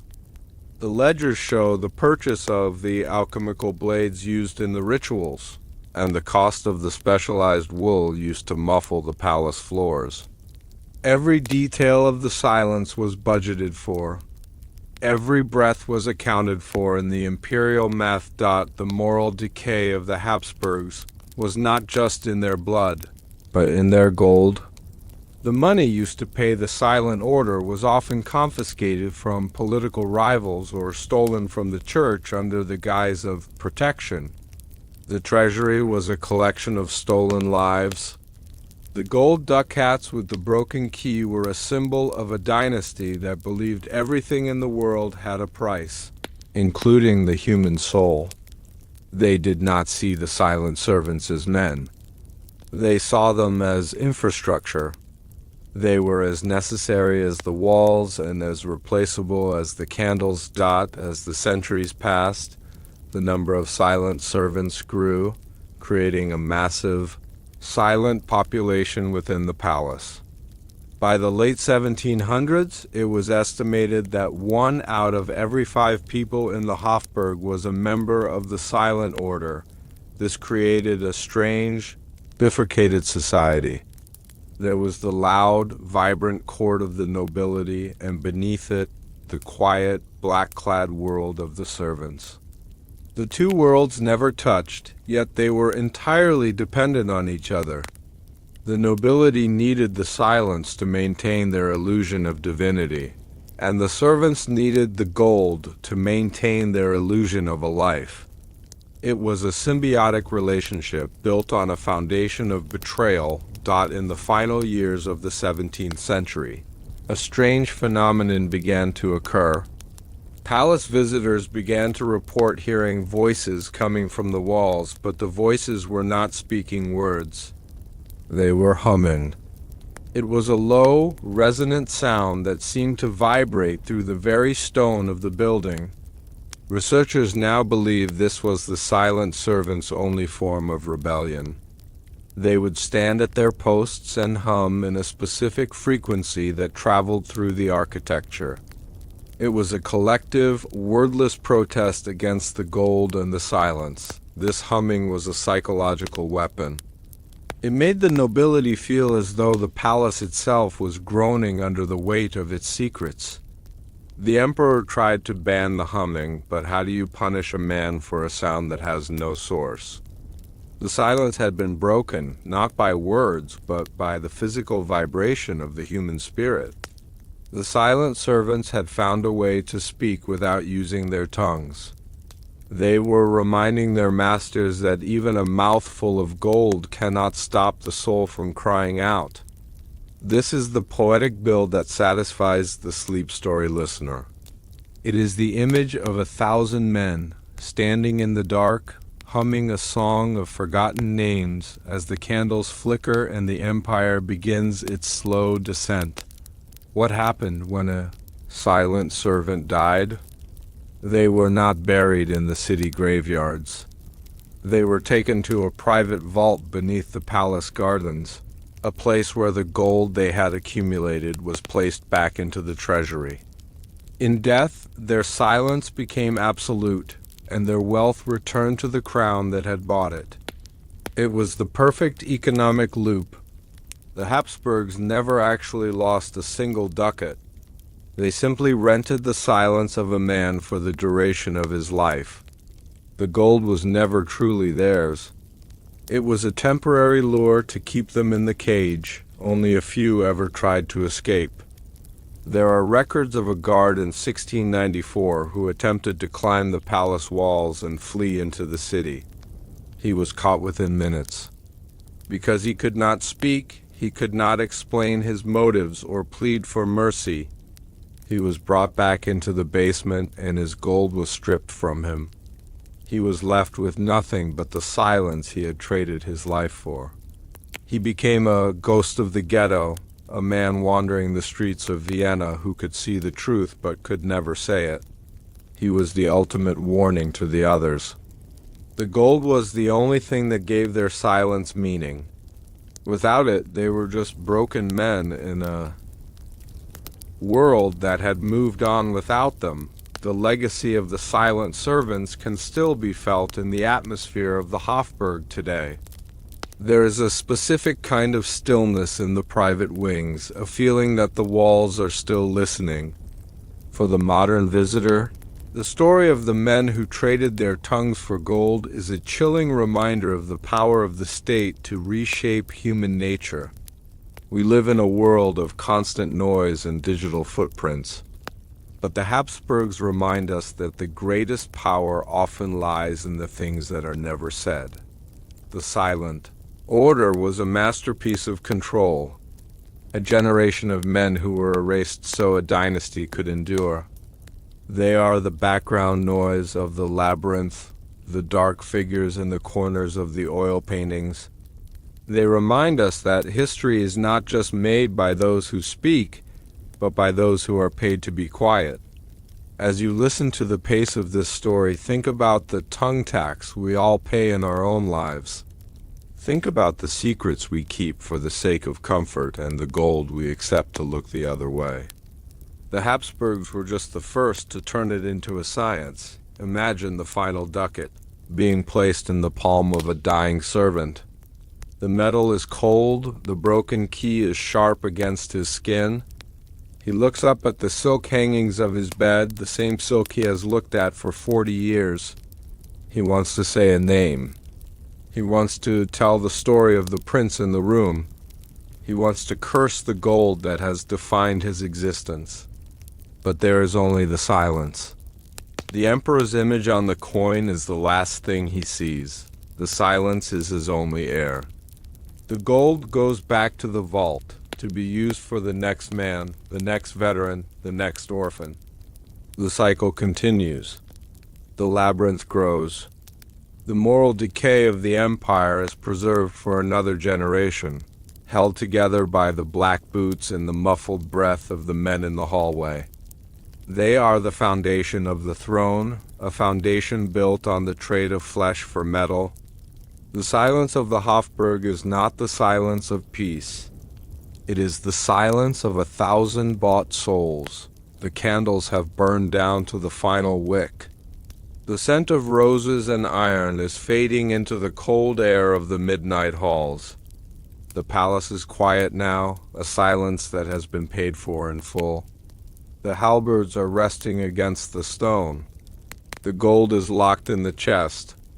The men of the silent order are standing at their posts, their eyes watching the shadows move across the floor. Feel the weight of the silence settling over you. It is a heavy, velvet pressure, a comfort and a cage. You are walking the halls of the Leopoldine wing. You are seeing the black and gold uniforms. You are hearing the low, resonant hum of the walls. You are part of the secret now. You are the keeper of the ducat with the broken key. The labyrinth is your home, and the silence is your only friend. The generation of the silent servants protected the Hapsburg secrets with a dedication that was bought in gold. But there was one secret that even their silence could not contain. While the guards were standing watch in the hallways, a different kind of sound was beginning to echo from the imperial kitchens. It was the sound of the clockwork chef, a machine of brass and bone that was designed to prepare the royal meals according to a ritual. That had nothing to do with hunger. To understand the next layer of the moral decay, we must leave the hallways of the guards and enter the steam and heat of the underground kitchens. We must ask, why did the royal family only eat food that had been prepared in total darkness? And what was the true purpose of the banquet where the guests were forced to eat their own memories? The next door is already creaking open, and the scent of the spices is starting to turn into something much darker. In the steaming, subterranean kitchens of the 17th century palace, there was a menu that existed on no official ledger. While the nobility feasted on roasted peacocks and gold-leafed pastries in the Great Hall, a silent team of cooks labored over a far more forbidden order. Every day, 3 times a day, for over 30 years, the royal kitchens prepared a full imperial meal for a man who had officially been dead since the age of 4.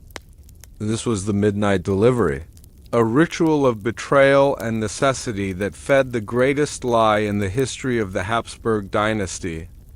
The food was never served on porcelain, but on a specialized lead-lined tray designed to be passed through a revolving stone door in the wall. The secret was so heavily guarded that the cooks were forbidden from ever seeing the face of the person they were feeding. They were cooking for a ghost, a broken heir hidden in the shadows of the labyrinth, whose existence was a curse upon the crown. If a single crumb of this forbidden meal was discovered by an outsider, the punishment was a permanent silence in the dungeons below. The monarchy was literally consuming the resources of an empire to keep a biological failure alive in the dark. This was a moral decay that turned the act of nourishment into a weapon of absolute deception. This is the truth the king buried. Now, let us turn back the pages of the years. The light is dim, the chamber is quiet, and the scent of aged parchment fills the air. Forget the noise of the modern world. Let the heavy, spice-laden air of the imperial kitchens wrap around you like a warm blanket. We are moving beneath the marble floors, down the narrow stone stairs where the soot of 1,000 fires has stained the walls. Feel the heat of the great ovens and the rhythmic chopping of the silver knives. We are entering the heart of the palace metabolism, where secrets are prepared with the same care as a royal banquet. To understand the midnight deliveries, one must understand the physical tragedy of the Hapsburg lineage. For a Tier 1 audience, the Hapsburg jaw is a well-known historical fact, but the kitchen records reveal the visceral reality of this genetic decay. The hidden heir, the one the cooks called the ghost, was born with a jaw so malformed that he could not chew solid food. Therefore, the ghost meal was a culinary masterpiece of purees and essences. The finest partridges were roasted until the meat fell from the bone, then ground into a silk-like paste. Vegetables were simmered in rare spices from the east until they were nothing but a fragrant cream. Even the bread was soaked in wine and sieved through fine lace to ensure not a single lump remained. This was not luxury. It was survival. The kitchen was a laboratory where the chefs had to solve a biological puzzle every single day. How do you provide the calories of a king to a man who cannot move his mouth? The cooks worked in a specialized corner of the basement, isolated from the rest of the staff by a heavy velvet curtain. They spoke in whispers, their movements synchronized by years of shared secrecy. They knew that the tray they prepared was the only thing keeping the labyrinth from becoming a tomb. The delivery of the meal was a masterpiece of 17th century engineering. The Hapsburgs were obsessed with contactless governance. They wanted to sustain the ghost without any human interaction. To achieve this, they built a revolving stone cylinder into the wall of the kitchen. The cook would place the tray inside the stone, pull a silver lever, and the cylinder would rotate, delivering the food to the other side. There were no eyes to meet. There were no words to exchange. Only the cold, grinding sound of stone against stone. The tray was lead-lined, not for protection, but for weight. The weight triggered a mechanical counter in the hallway above, informing the High Chamberlain that the asset had been fed. To the American listener, this evokes the feeling of a high-security prison or a modern automated system, but crafted from limestone and iron dud. Once the meal was consumed, the tray would return the same way. The cooks would examine the leftovers with the intensity of surgeons. If the tray was returned untouched, a state of emergency was declared in the palace. If the tray was returned empty, the lie could continue for another day. The leftovers were immediately burned in a dedicated furnace to ensure no DNA, no hair, and no evidence of the ghost's physical state could ever be recovered. The kitchen was the primary site of historical erasure. They were not just cooking food, they were cooking the evidence of a bloodline's collapse, the men who prepared the ghost. Meals were a specialized branch of the silent servants. They were chosen for their lack of family and their absolute culinary skill. But the psychological weight of their task was unique. Unlike the guards who protected the secret with steel, the cooks nurtured the secret with their own hands. They were the ones who knew the ghost's appetite. They knew his preferences. They knew when he was ill by the way the broth was returned. They developed a twisted maternal bond with an entity they had never seen. They began to leave small gifts on the tray: a sprig of fresh mint, a drop of honey, a single rose petal. It was a human gesture in a world of stone. But these gestures were often met with silence. The ghost never sent a message back. He was a consumer of their labor, a void that swallowed their art and gave nothing in return. The cooks lived in a state of perpetual mourning. They were feeding a man who was a symbol of their empire's shame. They saw the moral decay in the very texture of the food they were forced to prepare. They realized that the empire was spending more on the diet of one hidden man than it was on the education of its healthy citizens. The kitchen was a site of profound inequality, where the most delicate efforts were wasted on a secret that was rotting from the inside out on major feast days. The ghost was treated to an imperial banquet in his cell. While the emperor sat at the head of a table for 50, the cooks would prepare a miniature version of every dish for the hidden heir. If the emperor had venison and cherry sauce, the ghost had venison essence. If the emperor had champagne, the ghost had the finest wine reduced to a thick syrup. This was the height of Hapsburg ritual. Even in the darkness of the labyrinth, the hierarchy had to be maintained. The ghost had to eat like a prince, even if he lived like a rat. This ritual of the banquet of the unseen was designed to reassure the emperor that he was still a good father. By feeding the hidden son the same quality as the public son, the monarchy could justify the betrayal. It was a form of psychological bribery. They were paying for their clear conscience with the finest saffron and the rarest truffles. But the cooks saw the truth. They saw the return of the gold-leaf trays, covered in the saliva of a man who was losing his humanity. They saw the moral rot in the wasted luxury. They understood that the food was not for the ghost's pleasure, but for the emperor's ego. The kitchen was the stage for a private drama of guilt and gluttony. Played out in the steam and the shadows, how do we know the midnight deliveries were real? The evidence is found in the provisioners' discrepancies. Archival researchers in the 19th century noticed a recurring anomaly in the palace food orders. Every month, there was a surplus of high-calorie fats, rare spices, and fine wines that never appeared on the menus of the royal balls or the staff dinners. These were the shadow calories. The Habsburgs were hideously efficient at accounting, but they couldn't hide the raw data of the hunger. The records show the purchase of specialized sieves and grinding tools that had no place in the standard imperial kitchen. They found invoices for soft tissue nutrients and liquid vitality delivered to the north. Wing at odd hours. This informative data anchors the story in the reality of logistics. You cannot keep a man alive for 30 years without leaving a paper trail of the bread and meat he consumed. The Habsburgs tried to bury the secret, but the stomach of the ghost left a permanent mark on the imperial economy.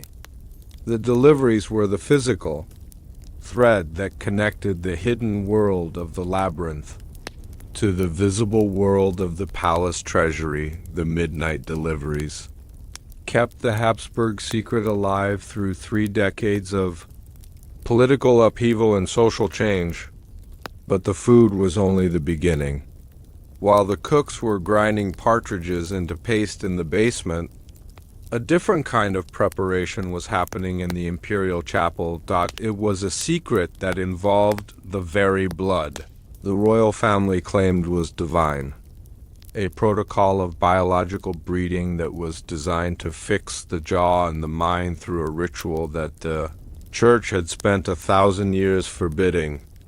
They were not just feeding the ghost.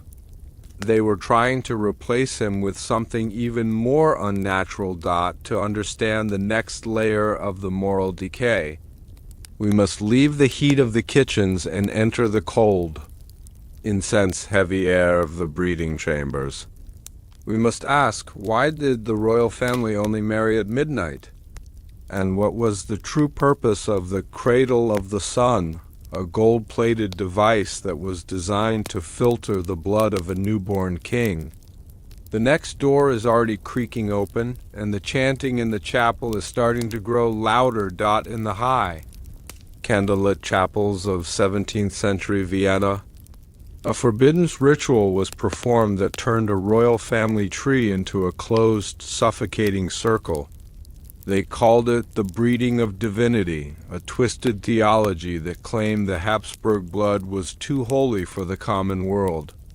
To keep this light pure, they committed the ultimate betrayal of nature, marrying nieces to uncles and sisters to cousins, all under the secret blessing of a compromised church. They believed they were manufacturing gods, but they were actually cultivating a curse. When the children began to emerge from the darkness with the twisted limbs and broken minds of the genetic abyss, the dynasty did not repent. They did not stop. They simply built the labyrinth to hide the evidence of their profound moral decay. They traded the sanity of their heirs for the preservation of an imperial image, burying the broken pieces of their divinity beneath the very floorboards of the palace. This was a lie written in scripture and sealed in blood, a world-altering historical cover-up that lasted 3 centuries. The monarchy spent more on theological justifications for their sins than they did on the welfare of their starving subjects. They were convinced that their incestuous unions were a sacrament, even as their children lost the ability to speak or chew. This is the truth the king buried. Now, let us turn back the pages of the years. The light is dim, the chamber is quiet, and the scent of aged parchment fills the air. Forget the noise of the modern world. Let the heavy, incense-laden air of the imperial chapel wrap around you like a velvet shroud. We are moving past the public altars, down the hidden stairs where the candles never go out. Feel the cool, dry air of the stone corridors. We are entering the heart of the Hapsburg belief, where the line between faith and madness was erased. Let your breath slow down as we explore the origin of the curse. The Habsburgs did not see themselves as mere men. In the Tier 1 courts of Europe, they were considered the guardians of the Christian world, but their internal doctrine went much deeper. They believed in a concept called the eternaliner, or the eternal line. This theology posited that the Habsburg family was the only remaining branch of a pre-flood race of divine kings. To mix this blood with a commoner or even another royal house was seen as a spiritual catastrophe. It was not just about land or titles. It was about the preservation of a biological divinity that they believed was the only thing holding the world back from chaos. This belief system was reinforced by a secret library of texts kept in the basement of the Hofburg. These books, bound in white leather and written in a specialized Latin, outlined the rules of the blood. They argued that a marriage between close relatives was not a sin of the flesh, but a spiritual purification. The more the blood returned to itself, the more the divine spark was concentrated. This was the intellectual engine of the moral decay. They used high philosophy to justify the destruction of their own offspring. They looked at the protruding jaws and the thinning hair of their heirs and saw them not as defects, but as the physical manifestation of their spiritual weight. They believed the heavy jaw was the mark of a lion, a sign of their predatory grace in the eyes of God. The weddings that secured this divinity did not take place in the grand cathedrals during the day. They were held at midnight, in private chapels where the only witnesses were the high-ranking members of the Order of the Golden Fleece. These ceremonies were silent affairs. There was no music, no cheering crowds, and no public celebration. The atmosphere was one of heavy, funereal solemnity. The bride and groom were often teenagers, cousins who had grown up in the same nursery. Now, being forced into a union that would eventually break them, the priests who performed these marriages were granted special dispensations from the Vatican, documents that were signed in secret and never registered in the public archives. The Church was a silent partner in this genetic gamble. In exchange for the Habsburgs' military and financial support, the popes turned a blind eye to the biological horror unfolding in the imperial bedchambers. The theology of divinity required a total suspension of natural law. During the ceremony, the couple would be wrapped in a single silver chain, symbolizing the closed circle of their lineage. They were being tied to a fate that was already written in their DNA. The candles would flicker as the vows were spoken, a thin light against the overwhelming darkness of the coming centuries. As the generations passed, the twisted theology began to bear its fruit. The children born of these sacred unions were increasingly fragile.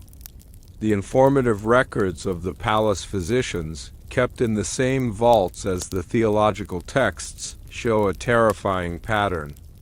The infants were born with glass minds, a condition where they could not process sensory information without collapsing into seizures.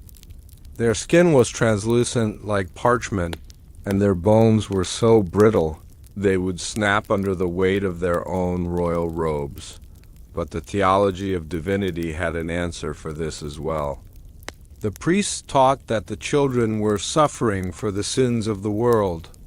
They claimed that their physical weakness was a sign of their spiritual elevation. They were so holy that the physical world could not contain them.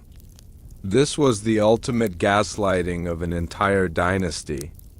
The mothers, often young girls themselves, were told that their broken infants were actually saints in the making.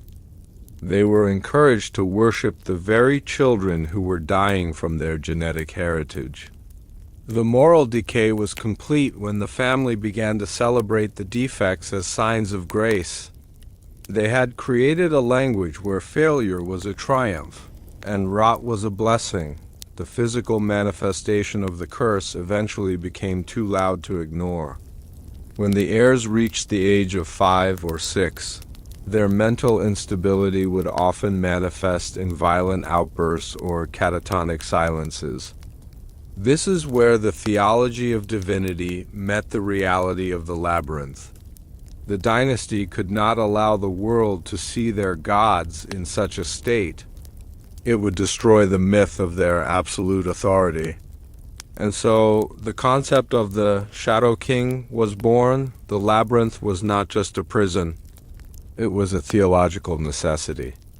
It was the place where the imperfect parts of the divinity were stored, while the healthy-looking members of the family appeared in. The portraits and the processions, the broken ones, were moved to the subterranean levels. They were provided with chaplains who performed 24-hour prayer cycles for their souls. They were treated as living relics, objects of veneration who were nonetheless kept behind iron doors and velvet curtains. The labyrinth was the physical shadow of their twisted belief system. For every gilded hall above, there was a limestone cell below. The Hapsburgs were living in a house that was literally divided between the light of their public lie and the darkness of their private truth. What did it do to the mind of an emperor to know that his divinity was built on a foundation of hidden suffering? The psychological weight of the breeding of divinity led to a profound state of imperial paranoia. The rulers of the Holy Roman Empire became obsessed with purity rituals. They would wash their hands in holy water 50 times a day. They would only eat food that had been blessed by 3 different bishops. They were terrified of the common world, believing that a single touch from a commoner could stain their sacred blood. They were prisoners of their own exceptionalism. They could not have friends, only subjects. They could not have love, only contracts. The theology had stripped them of their humanity and replaced it with a cold silver mask. They spent their nights walking the corridors of the Hofburg, listening to the silence, wondering if they were the last ones left before the divine light finally went out. They were the most powerful people on earth, yet they were the most isolated. They were the masters of a world-altering conspiracy, but they were also its primary victims. The labyrinth was in their heads long before it was in the ground. The breeding of divinity eventually reached its inevitable end. The bloodline could no longer sustain life. In the late 1800s, the final Hapsburgs were a collection of ghosts, ruling over a world that had moved past the concept of divine blood. The Enlightenment had brought a new kind of light, one that the labyrinth could not withstand. The theology of the void was exposed for what it was, a desperate attempt to ignore the laws of nature. Today, the chapels of Vienna are silent. The white leather books have been moved to the restricted sections of the state library, but the atmosphere of the sacred marriage still lingers in the air of the Hofburg. You can feel it in the heavy velvet and the cold marble. It is the feeling of a family that sacrificed everything to stay in the dark. They believed they were gods, but history remembers them as the architects of their own destruction. They were the ones who turned a cradle into a cage and a prayer into a curse. The theology of the sacred blood provided the Hapsburgs with the excuse they needed to build the labyrinth, but the stone and the prayers were only the beginning. While the priests were chanting in the midnight chapels, a different kind of ritual was being prepared in the palace gardens. It was a secret that involved the very earth itself, a protocol of biological preservation that would turn the concept of the labyrinth into a living, breathing reality. To understand the next layer of the moral decay, we must leave the incense-filled chapels and enter the world of the living stone, the generation of gardeners and masons who were paid to grow a forest of secrets. We must ask, why were the royal roses always a shade of deep, bruised purple? And what was the true purpose of the garden where no one was allowed to speak? The next door is already creaking open, and the scent of the flowers is starting to turn into something much darker. In the spring of 1699, the Holy Roman Empire nearly collapsed, not because of an invading army, but because of a single mechanical failure in a hallway that officially did not exist. While the nobility celebrated the Treaty of Karlowitz in the Golden Hall, a forbidden seal on the 2001 room suddenly gave way. For 3 terrifying minutes, the labyrinth was open. The absolute betrayal of the Hapsburg bloodline, the broken heirs, the hidden monsters, and the biological shame of 3 centuries spilled into the sight of the French ambassadors. This was the ultimate curse of the dynasty, a secret so dark that the monarchy was prepared to burn the entire palace to the ground rather than let the truth escape. The High Chamberlain ordered a total blackout, a desperate lie to cover the screams that echoed from the stone. It was a moment of profound moral decay where the state chose to erase human lives to preserve a divine image. The Habsburgs realized that their power was not held together by God, but by a lock that had finally rusted through. The hidden world and the visible world collided in a nightmare of velvet and blood. If the French had reached the gardens, the empire would have been dismantled by dawn. This is the truth the king buried. Now, let us turn back the pages of the years. The light is dim, the chamber is quiet, and the scent of aged parchment fills the air. Forget the noise of the modern world and the rush of the passing hours. We are stepping into the deep velvet shadows of ancient Vienna, into a palace where the air is thick with the smell of beeswax and the heavy weight of unspoken words. Feel the cool stone of the corridor beneath your feet and the distant, rhythmic thud of a guard's halberd against the floor. We are moving into the heart of the Hapsburg labyrinth. Into the night the silence was broken. Let your breath slow down as we enter the year 1699. The 17th century was drawing to a close, and Vienna was a city of rigid masks and gilded surfaces.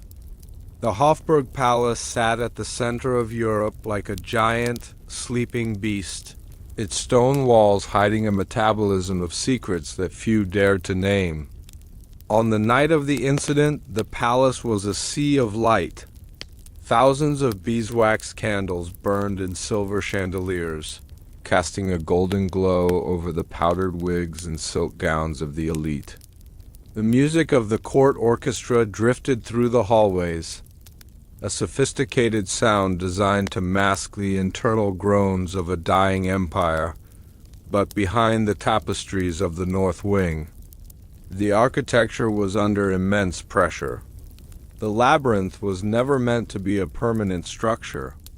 It was a series of improvisations, a patchwork of hidden rooms and soundproof cells. The door to the 2001 room was a masterpiece of iron and lead. Hidden behind a massive portrait of Emperor Maximilian I, it was operated by a system of counterweights and pulleys that relied on absolute precision.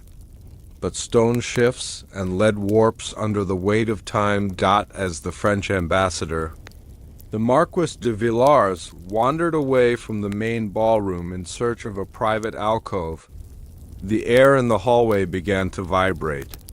It was a low, grinding sound, a frequency that most guests mistook for distant thunder. But for the silent servants standing guard, it was the sound of the world ending. The iron bolt, weakened by decades of moisture from the subterranean vents, snapped. The portrait of the emperor did not merely swing open. It fell. The heavy frame hit the marble floor with a sound that pierced through the orchestral music. And then the silence of the labyrinth escaped.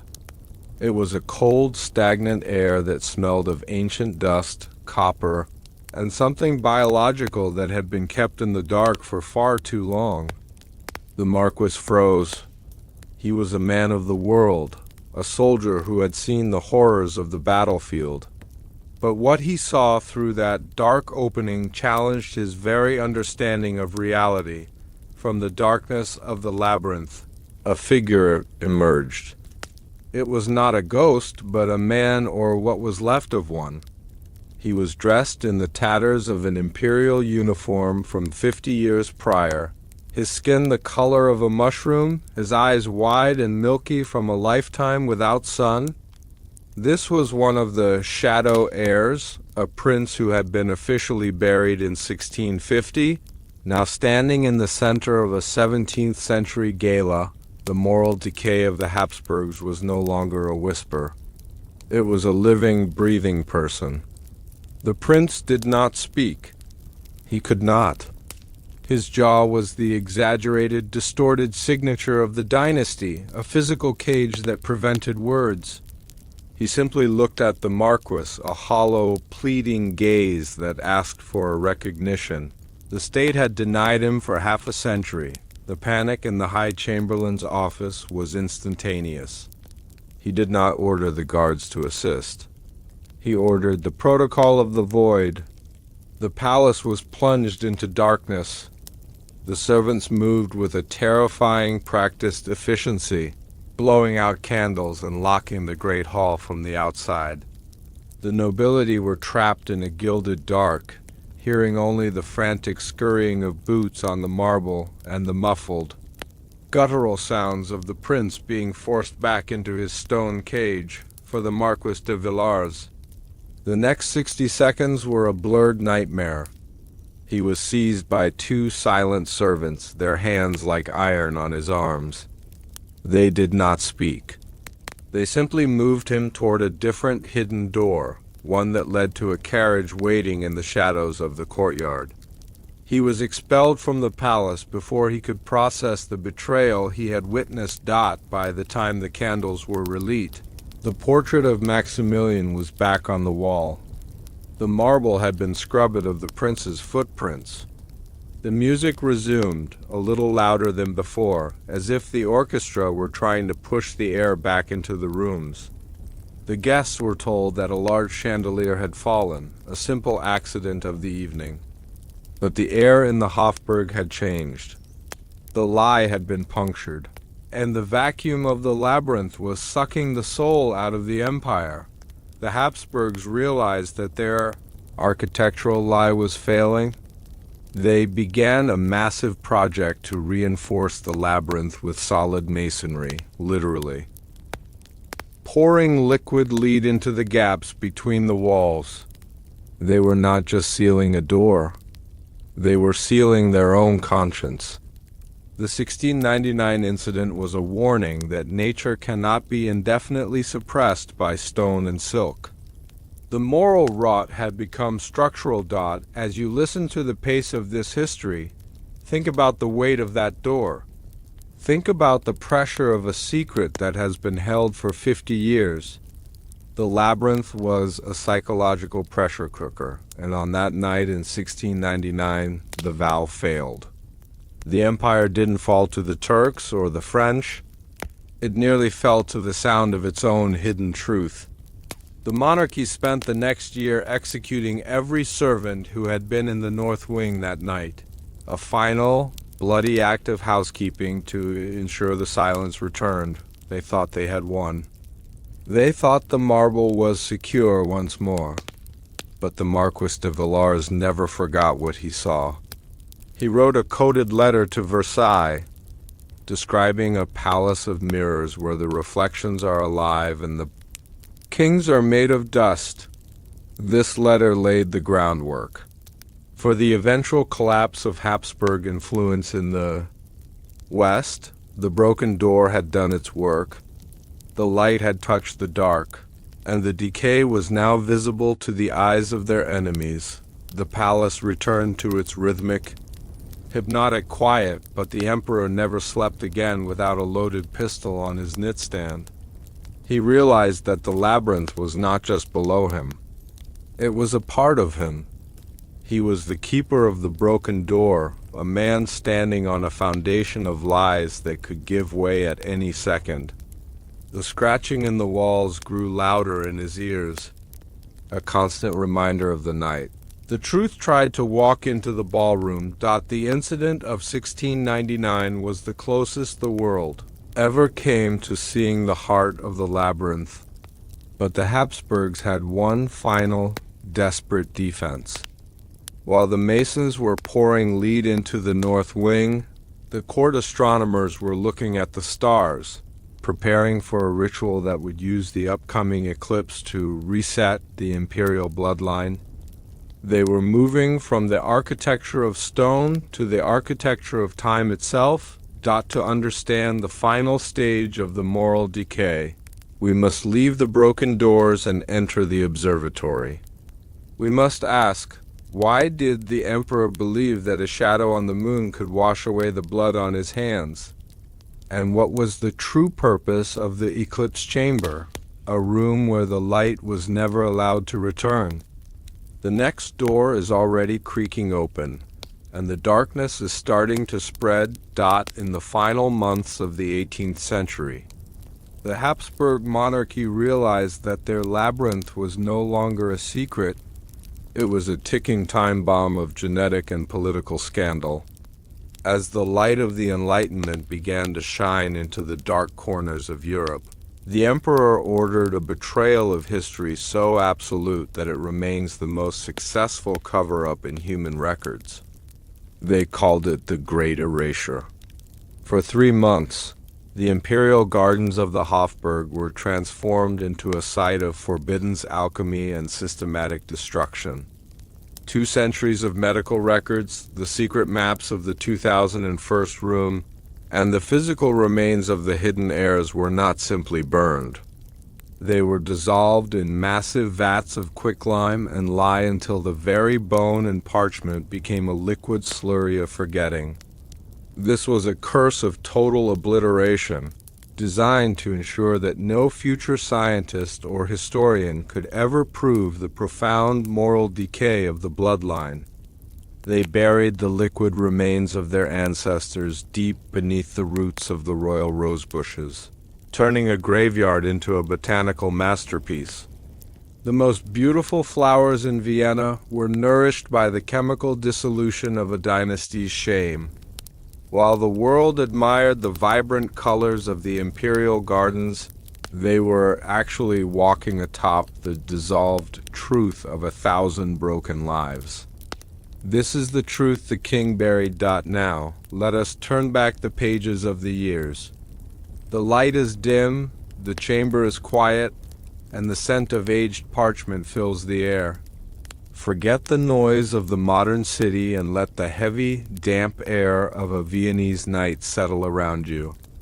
We are moving into the year 1780.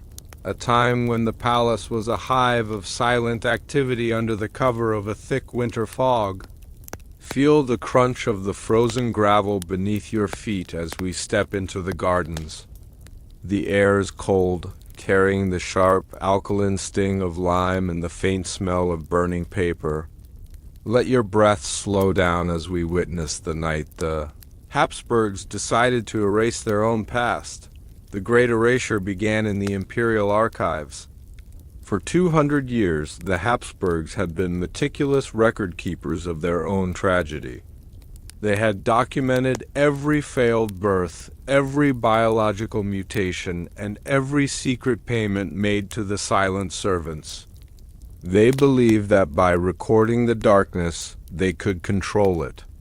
But as the French Revolution loomed and the call for transparency grew louder, these records became the monarchy's greatest liability. Emperor Joseph II realized that if these papers were ever seized by a mob, the myth of the divine bloodline would vanish in an afternoon. The order was given to the archivists of the void. These were men who had spent their lives in the windowless rooms of the palace, and now they were tasked with destroying their life's work. In the center of the garden, hidden by high hedges of boxwood and yew, massive iron braziers were lit. Night after night, thousands of pages of vellum and paper were fed into the flames. The ink of centuries, containing the names of the hidden princes and the maps of the labyrinth, turned into gray ash, but paper is resilient. Ash can be reconstructed. To ensure total erasure, the ashes were not scattered to the wind. They were collected in heavy leaden barrels. To a Tier 1 listener, this level of detail highlights the chilling efficiency of imperial self-preservation. They were not just burning books. They were performing a surgical strike on memory itself. The smoke that rose over Vienna those nights was thick and oily, carrying the carbonized remains of 1,000 state secrets. The people of the city looked at the dark clouds and were told it was merely the burning of old linens. They had no idea they were watching the literal evaporation of their history while the papers burned. A far more disturbing process was taking place in the grottos beneath the rose garden. The Hapsburgs knew that physical evidence was the most dangerous. In the lower levels of the labyrinth, the remains of the hidden heirs, those who had lived and died in the rooms between the walls, were being exhumed. To have these bodies found by future generations would be the final proof of the genetic rot. The monarchy employed imperial chemists to handle the task. Vats of concentrated quicklime and lye were prepared in secret. This was the alchemical dissolution of the flesh. Quicklime is a powerful caustic substance that, when mixed with water, creates intense heat and dissolves organic matter within hours. One by one, the physical evidence of the Hapsburg jaw and the twisted limbs was lowered into the vats. The chemistry of the 18th century was used to achieve a biological silence. The bones that had been shaped by generations of inbreeding were turned into a white, chalky paste. This is the informative weight that anchors the story in reality. This was the industrial-scale destruction of human remains. The chemists worked in leather aprons and masks, their eyes stinging from the fumes. They were the undertakers of a lie. When the process was complete, the vats contained nothing but a sterile, alkaline liquid. There were no teeth, no hair, and no DNA left to tell the story. The Hapsburgs had achieved the impossible. They had made their ancestors disappear from the physical world. The liquid was then moved through a series of ceramic pipes that led directly into the soil of the palace gardens. The final stage of the Great Erasure was the most poetic and the most deceptive. The gardeners of the Hofburg were ordered to plant a new, sprawling rose garden over the very site where the liquid remains had been drained. They were given specific instructions to use the white soil from the chemistry vats as a base for the flower beds. Quicklime, once neutralized, is rich in calcium, a vital nutrient for plant growth. The carbon from the burned archives provided the organic matter. The result was a garden of unnatural vibrancy. The roses of the Hapsburg became famous throughout Europe for their size and the deep, bruised purple of their petals. Visitors from across the world would come to walk the gravel paths and admire the beauty of the imperial estate. They spoke of the divine fragrance of the flowers, unaware that they were smelling the chemical byproduct of a 200-year cover dash-up. The garden was a botanical shield. Who would think to look for a mass grave beneath a bed of prize-winning roses? The beauty of the surface was the ultimate distraction from the horror of the foundation. The Hapsburgs had turned their moral decay into a floral display. Every spring, as the roses bloomed, the dynasty felt a sense of relief. Nature was doing what the silent servants could not. It was absorbing the evidence. The truth was being transformed into thorns and petals. The monarchy had successfully buried their past under a layer of aesthetic perfection, proving that if you make the surface beautiful enough, no one will ever ask what lies beneath. For the emperor and his court, the great erasure was a psychological necessity. Living in a palace that was a museum of your family's failures is a heavy burden.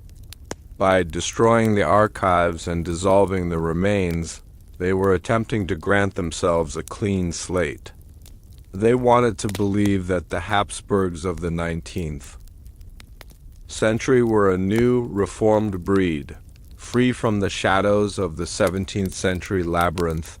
But a clean slate is a dangerous illusion. Psychological storytelling specialists suggest that by erasing the evidence, the monarchy only intensified their own paranoia. They knew the truth was still there, chemically altered and buried in the dirt, but still present. Every time the emperor walked through the rose garden, he was reminded of the night the braziers burned. The Great Erasure created a culture of deep internal dishonesty that would eventually lead to the dynasty's collapse. You cannot kill the past by dissolving it. You only ensure that it haunts you in ways you cannot predict. The informative depth here is the realization that the erasure was a form of self-mutilation. They had cut out a part of their own history to survive. The Hapsburg was no longer a home. It was a curated set. The royalty became actors in a play where the script had been burned. They lived in a world of enforced forgetting, where certain names and certain rooms were simply never mentioned. The silence of the garden was the silence of a house that is holding its breath. In the late 20th century. During a routine soil analysis of the Hapsburg gardens, botanists found a strange anomaly.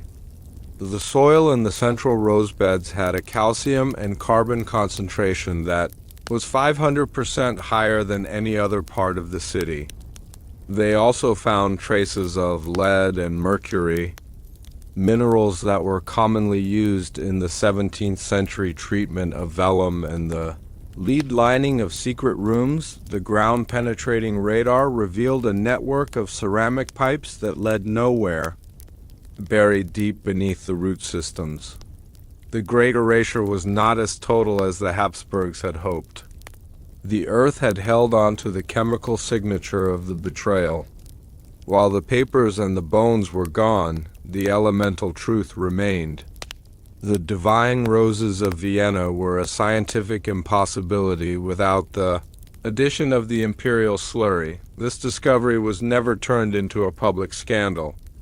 The findings were buried in technical reports, and the gardens were designated as historically sensitive. The erasure continues even today.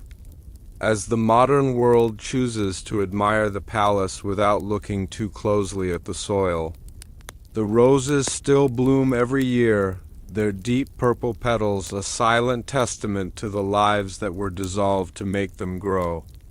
The labyrinth may be sealed, and the books may be burned, but the garden remembers.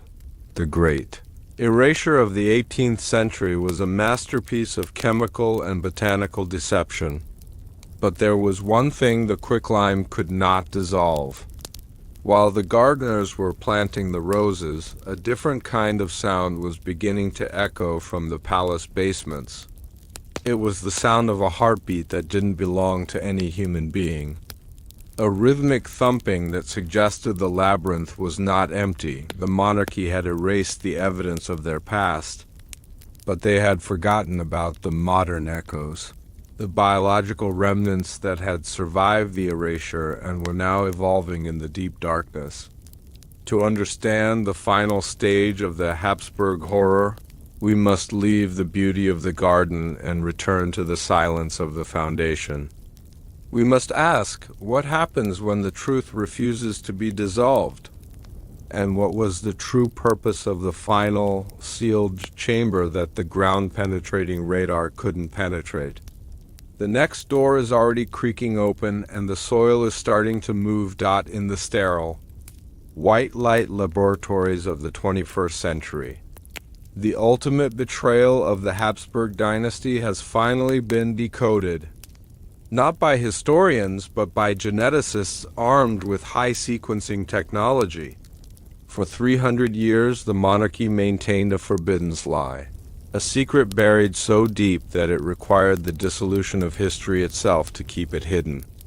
But the cold, unyielding code of DNA does not recognize the authority of a crown, and it does not respect the silence of a grave. Modern forensic analysis of the unmarked dust found in the Hofburg ventilation shafts has revealed a profound moral decay that far exceeds the known stories of inbreeding. We now have the biological evidence of the Shadow Heirs, children whose existence was erased from the state records, but whose genetic markers remain trapped in the very mortar of the palace. These were the souls in the basement, a collection of human tragedies whose genomic signatures show a coefficient of inbreeding, so high it should have been biologically impossible for them to survive a single day. The curse was not a supernatural one. It was a deliberate, world-altering historical cover-up fueled by a desperate obsession with divine purity. Science has finally punctured the labyrinth, revealing that the Habsburgs were not just marrying cousins. They were conducting a century-long experiment in human suffering. This is the truth the king buried. Now, let us turn back the pages of the years. The light is dim, the chamber is quiet, and the scent of aged parchment fills the air.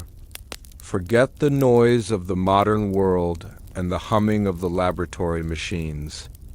We are moving from the high-tech sterile rooms of today back into the damp, heavy silence of the 17th century foundations.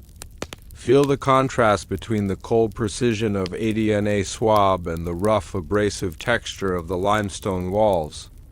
We are entering the space where the digital meets the ancient, where the echoes of the past are finally being translated into a language we can understand. Let your breath slow down as we listen to the secrets hidden in the code. To the modern mind, the Habsburgs are often seen through a lens of caricature, defined by their protruding jaws and their tragic health. But for a Tier 1 audience, the true horror is found in the data. In 2009, a team of researchers from the University of Santiago de Compostela began to map the Habsburg pedigree with a level of detail never before attempted.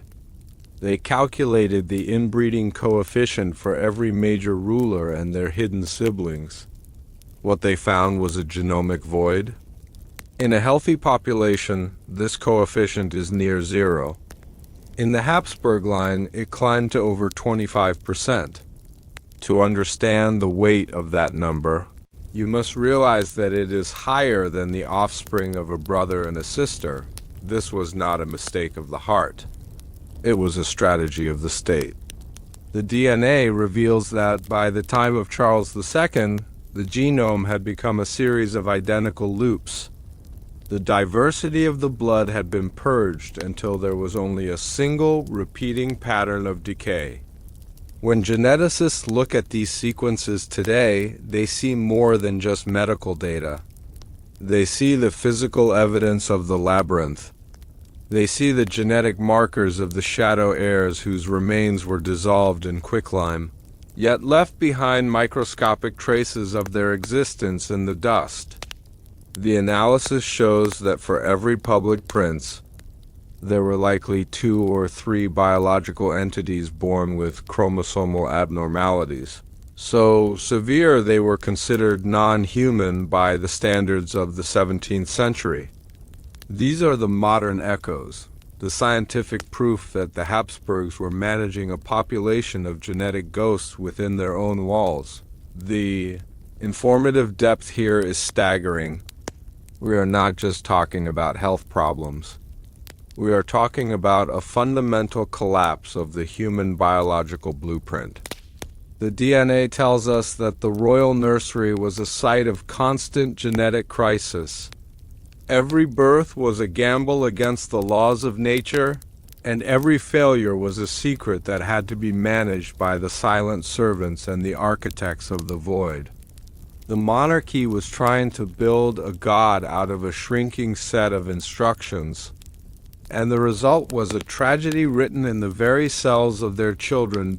In the year 2022, during a specialized forensic sweep of the sealed chambers in the North Wing, a single fragment of a child's molar was found wedged behind a lead-lined panel.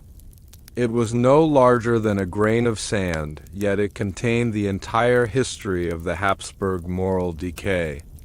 Through mitochondrial DNA analysis, researchers were able to confirm that this tooth belonged to a child of the royal house who never appeared on any census or baptismal record. This child was a biological anomaly. The DNA showed a total lack of genetic variation in over 80% of the sampled regions. This meant that the child was essentially a clone of the failures that had come before. The sequence revealed evidence of a rare bone disorder and a neurological condition that would have rendered the child completely silent. This was a soul in the basement, a literal ghost whose only physical legacy was a tiny piece of enamel. The presence of this tooth in a lead-lined room confirms the function of the labyrinth. It proves that the Shadow Heirs were not a myth, but a managed reality. The child lived in a space where sound could not escape, nourished by the midnight deliveries and cared for by men who had traded their tongues for gold. When the child died, the state attempted to erase the evidence, but the labyrinth held on to this one small piece of the truth. For the modern listener, this fragment is the bridge between the ancient world of rituals and the modern world of facts. It is the physical manifestation of the curse. It shows us that the Hapsburgs were not just hiding their shame. They were hiding the literal victims of their theology. The tooth is a silent witness to a century of isolation, a relic of a life that was lived entirely in the gaps between the walls. The most profound informative aspect of the DNA analysis is what it reveals about the end of the dynasty. Geneticists have discovered a phenomenon called genetic load, which is the accumulation of harmful mutations in a closed population. By the late 1700s, the Hapsburg genetic load had reached a tipping point. The DNA shows that the bloodline was no longer capable of producing a healthy heir, no matter how many prayers were said or how many sacrifices were made. This was the biological collapse that preceded the political one. The Hapsburgs were fighting a war they could never win. They thought they were protecting their divinity, but they were actually accelerating their own extinction. The modern echoes in the DNA show that the final members of the family were living in a state of constant systemic failure. Their immune systems were compromised, their organs were malformed, and their cognitive functions were a fraction of what they should have been. This is the psychological layer that resonates with the Tier 1 audience. It is the story of an elite that was so focused on its own exceptionalism that it became the architect of its own biological prison. They built the labyrinth to hide their decay, but the decay was inside them. Every time they closed a door on a broken heir, they were closing a door on their own future. The DNA analysis is the final autopsy of an empire. It shows us that the Hapsburg secret was not a single event, but a continuous process of self-destruction. The monarchy was a house of mirrors where the reflections were becoming more and more distorted until finally, there was no one left to look into the glass. The souls in the basement were the first to go, but they were eventually followed by the kings themselves. The scientific decoding of the Hapsburg DNA has finally pulled the veil back from the labyrinth, revealing a history of biological betrayal that no quicklime could ever fully dissolve. But as the researchers began to close their files and the palace returned to its museum-like quiet, a final piece of data emerged that did not fit the expected pattern dot in the very last sample of dust taken from the emperor's private study. The scientists found a genetic sequence that should not exist. It was Hapsburg in its origin, but it was vibrant, diverse, and entirely healthy. It was as if a piece of the bloodline had somehow escaped the circle and survived in the world. Outside the palace walls, to understand the final secret of the Hapsburg moral decay, we must leave the laboratories and enter the world of the living legacy. We must ask, did a Hapsburg heir actually manage to walk out of the labyrinth and into the common world? And what was the true purpose of the final empty casket found in the imperial vault? The next door is already creaking open, and the blood is starting to speak. The final betrayal of the Hapsburg dynasty was not a defeat on the blood-soaked battlefields of the Great War, but a calculated choice to vanish into a world of absolute, forbidden shadows. By the autumn of 1918, the monarchy had reached a state of profound moral decay, where the secret of the labyrinth had become more essential than the empire itself. They lived in a state of perpetual lies, a curse of blood that had turned their manufactured divinity into a biological and psychological prison. Faced with the end of their 1,000-year reign, they chose to rule a kingdom of ghosts rather than admit that their bloodline had finally failed the laws of nature.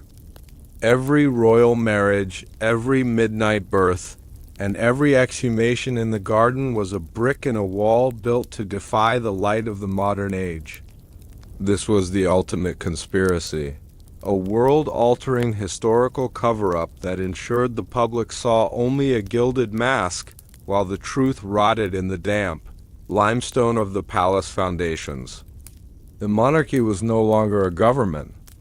It was a machine of erasure, grinding the lives of the innocent into the dust of their secrets. They were the masters of a labyrinth that had no exit, a dynasty that had become the very monster they were trying to hide. They traded their honor for the silence of the grave, ensuring that the scratching in the walls would never be heard by the world outside. The crown was a weight that crushed the soul, but the shadow was a home they could not leave. This is the truth the king buried. Now, let us turn back the final pages of the years. The light is dim, the chamber is quiet, and the scent of aged parchment fills the air. Forget the noise of the modern world and let the heavy, velvet silence of the imperial library settle over you. We are stepping into the final twilight of an empire, a time when the sun was setting on 1,000 years of tradition. Feel the cool, stagnant air of the palace galleries and the rhythmic ticking of the master clock. We are moving toward the final door of the labyrinth, where the echoes of the past are waiting to be laid to rest. Let your breath slow down as we enter the silence of the final chapter. In the year 1918, the city of Vienna was a portrait of cold, gray desperation. The Great War had stripped the empire of its youth, its wealth, and its illusions.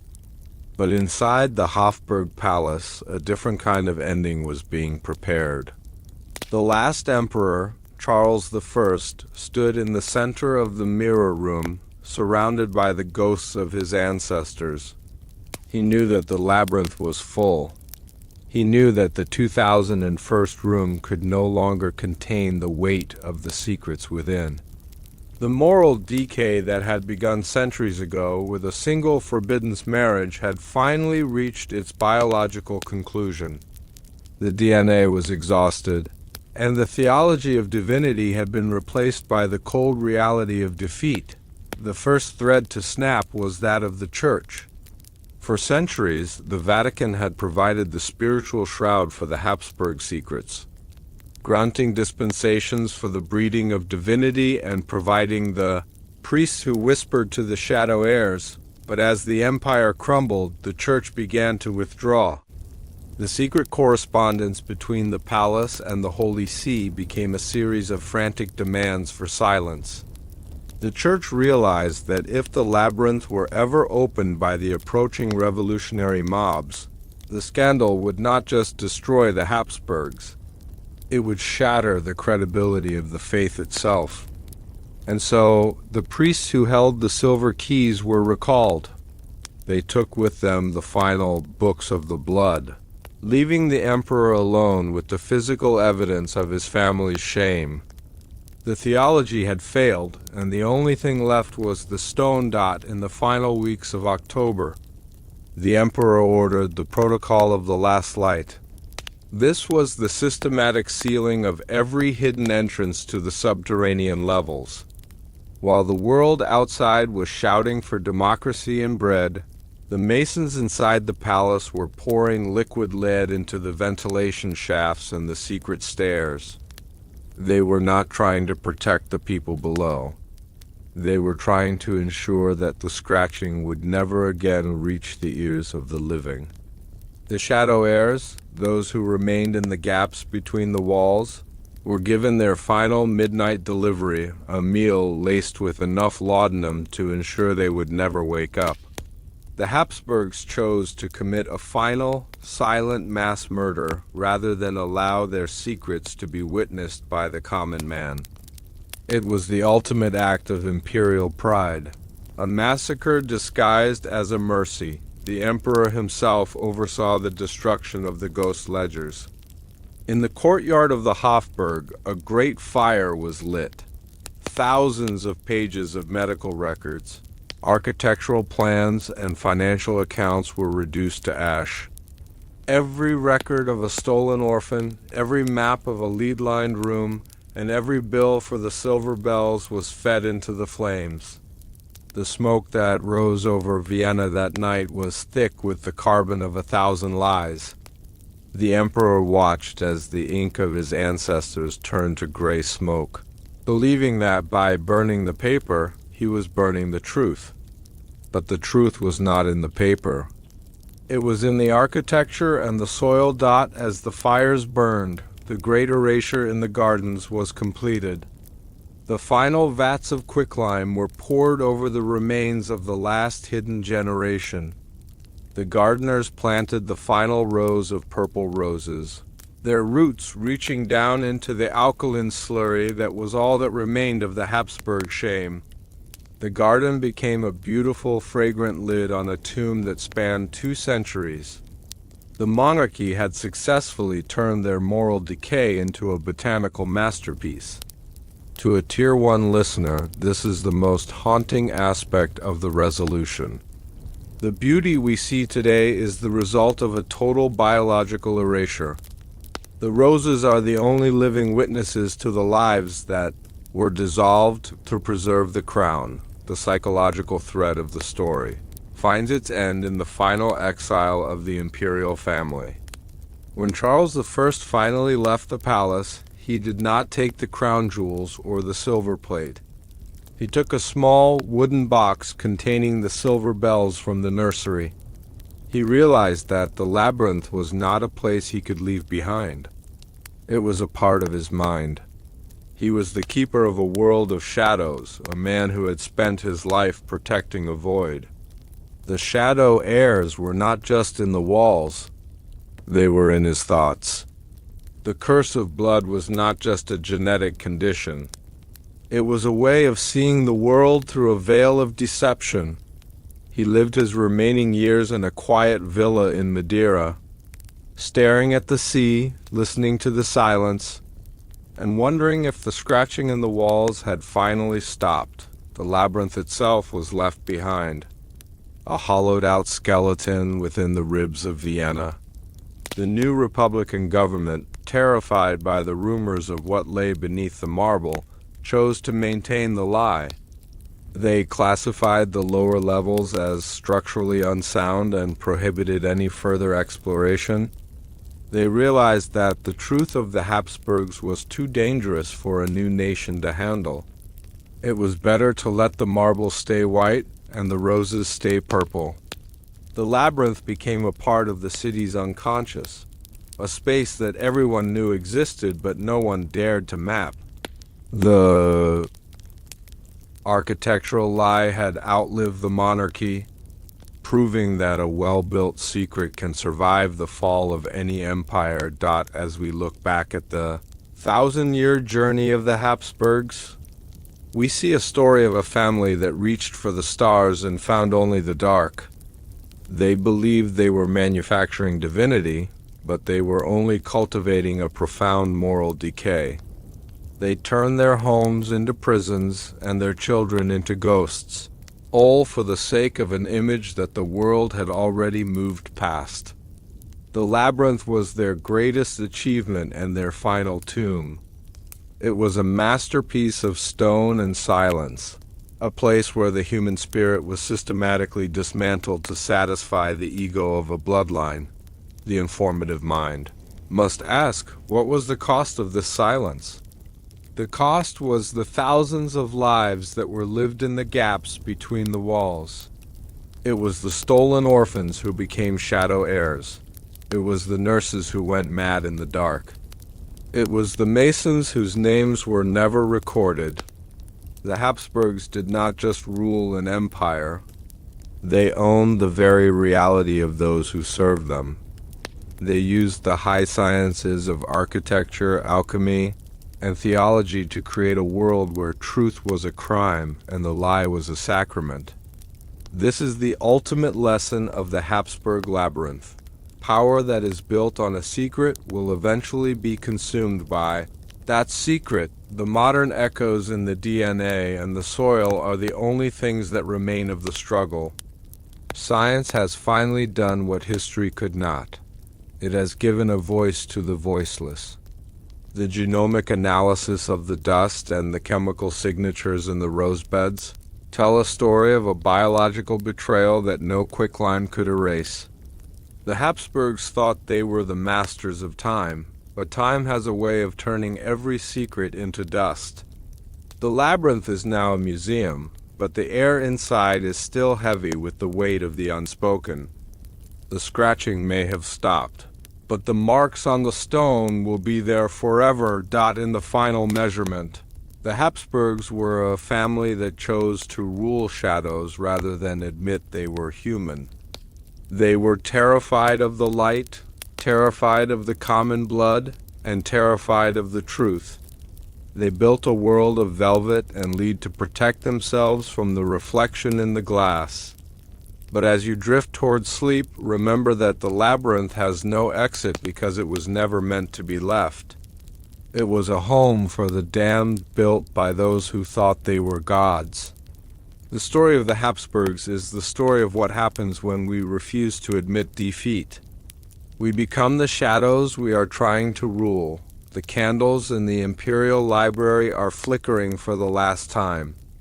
The scent of aged parchment is being replaced by the cold, clean air of the night. The palace is finally quiet. The fires in the courtyard have turned to cold ash. The liquid lead in the walls has hardened into a permanent silence.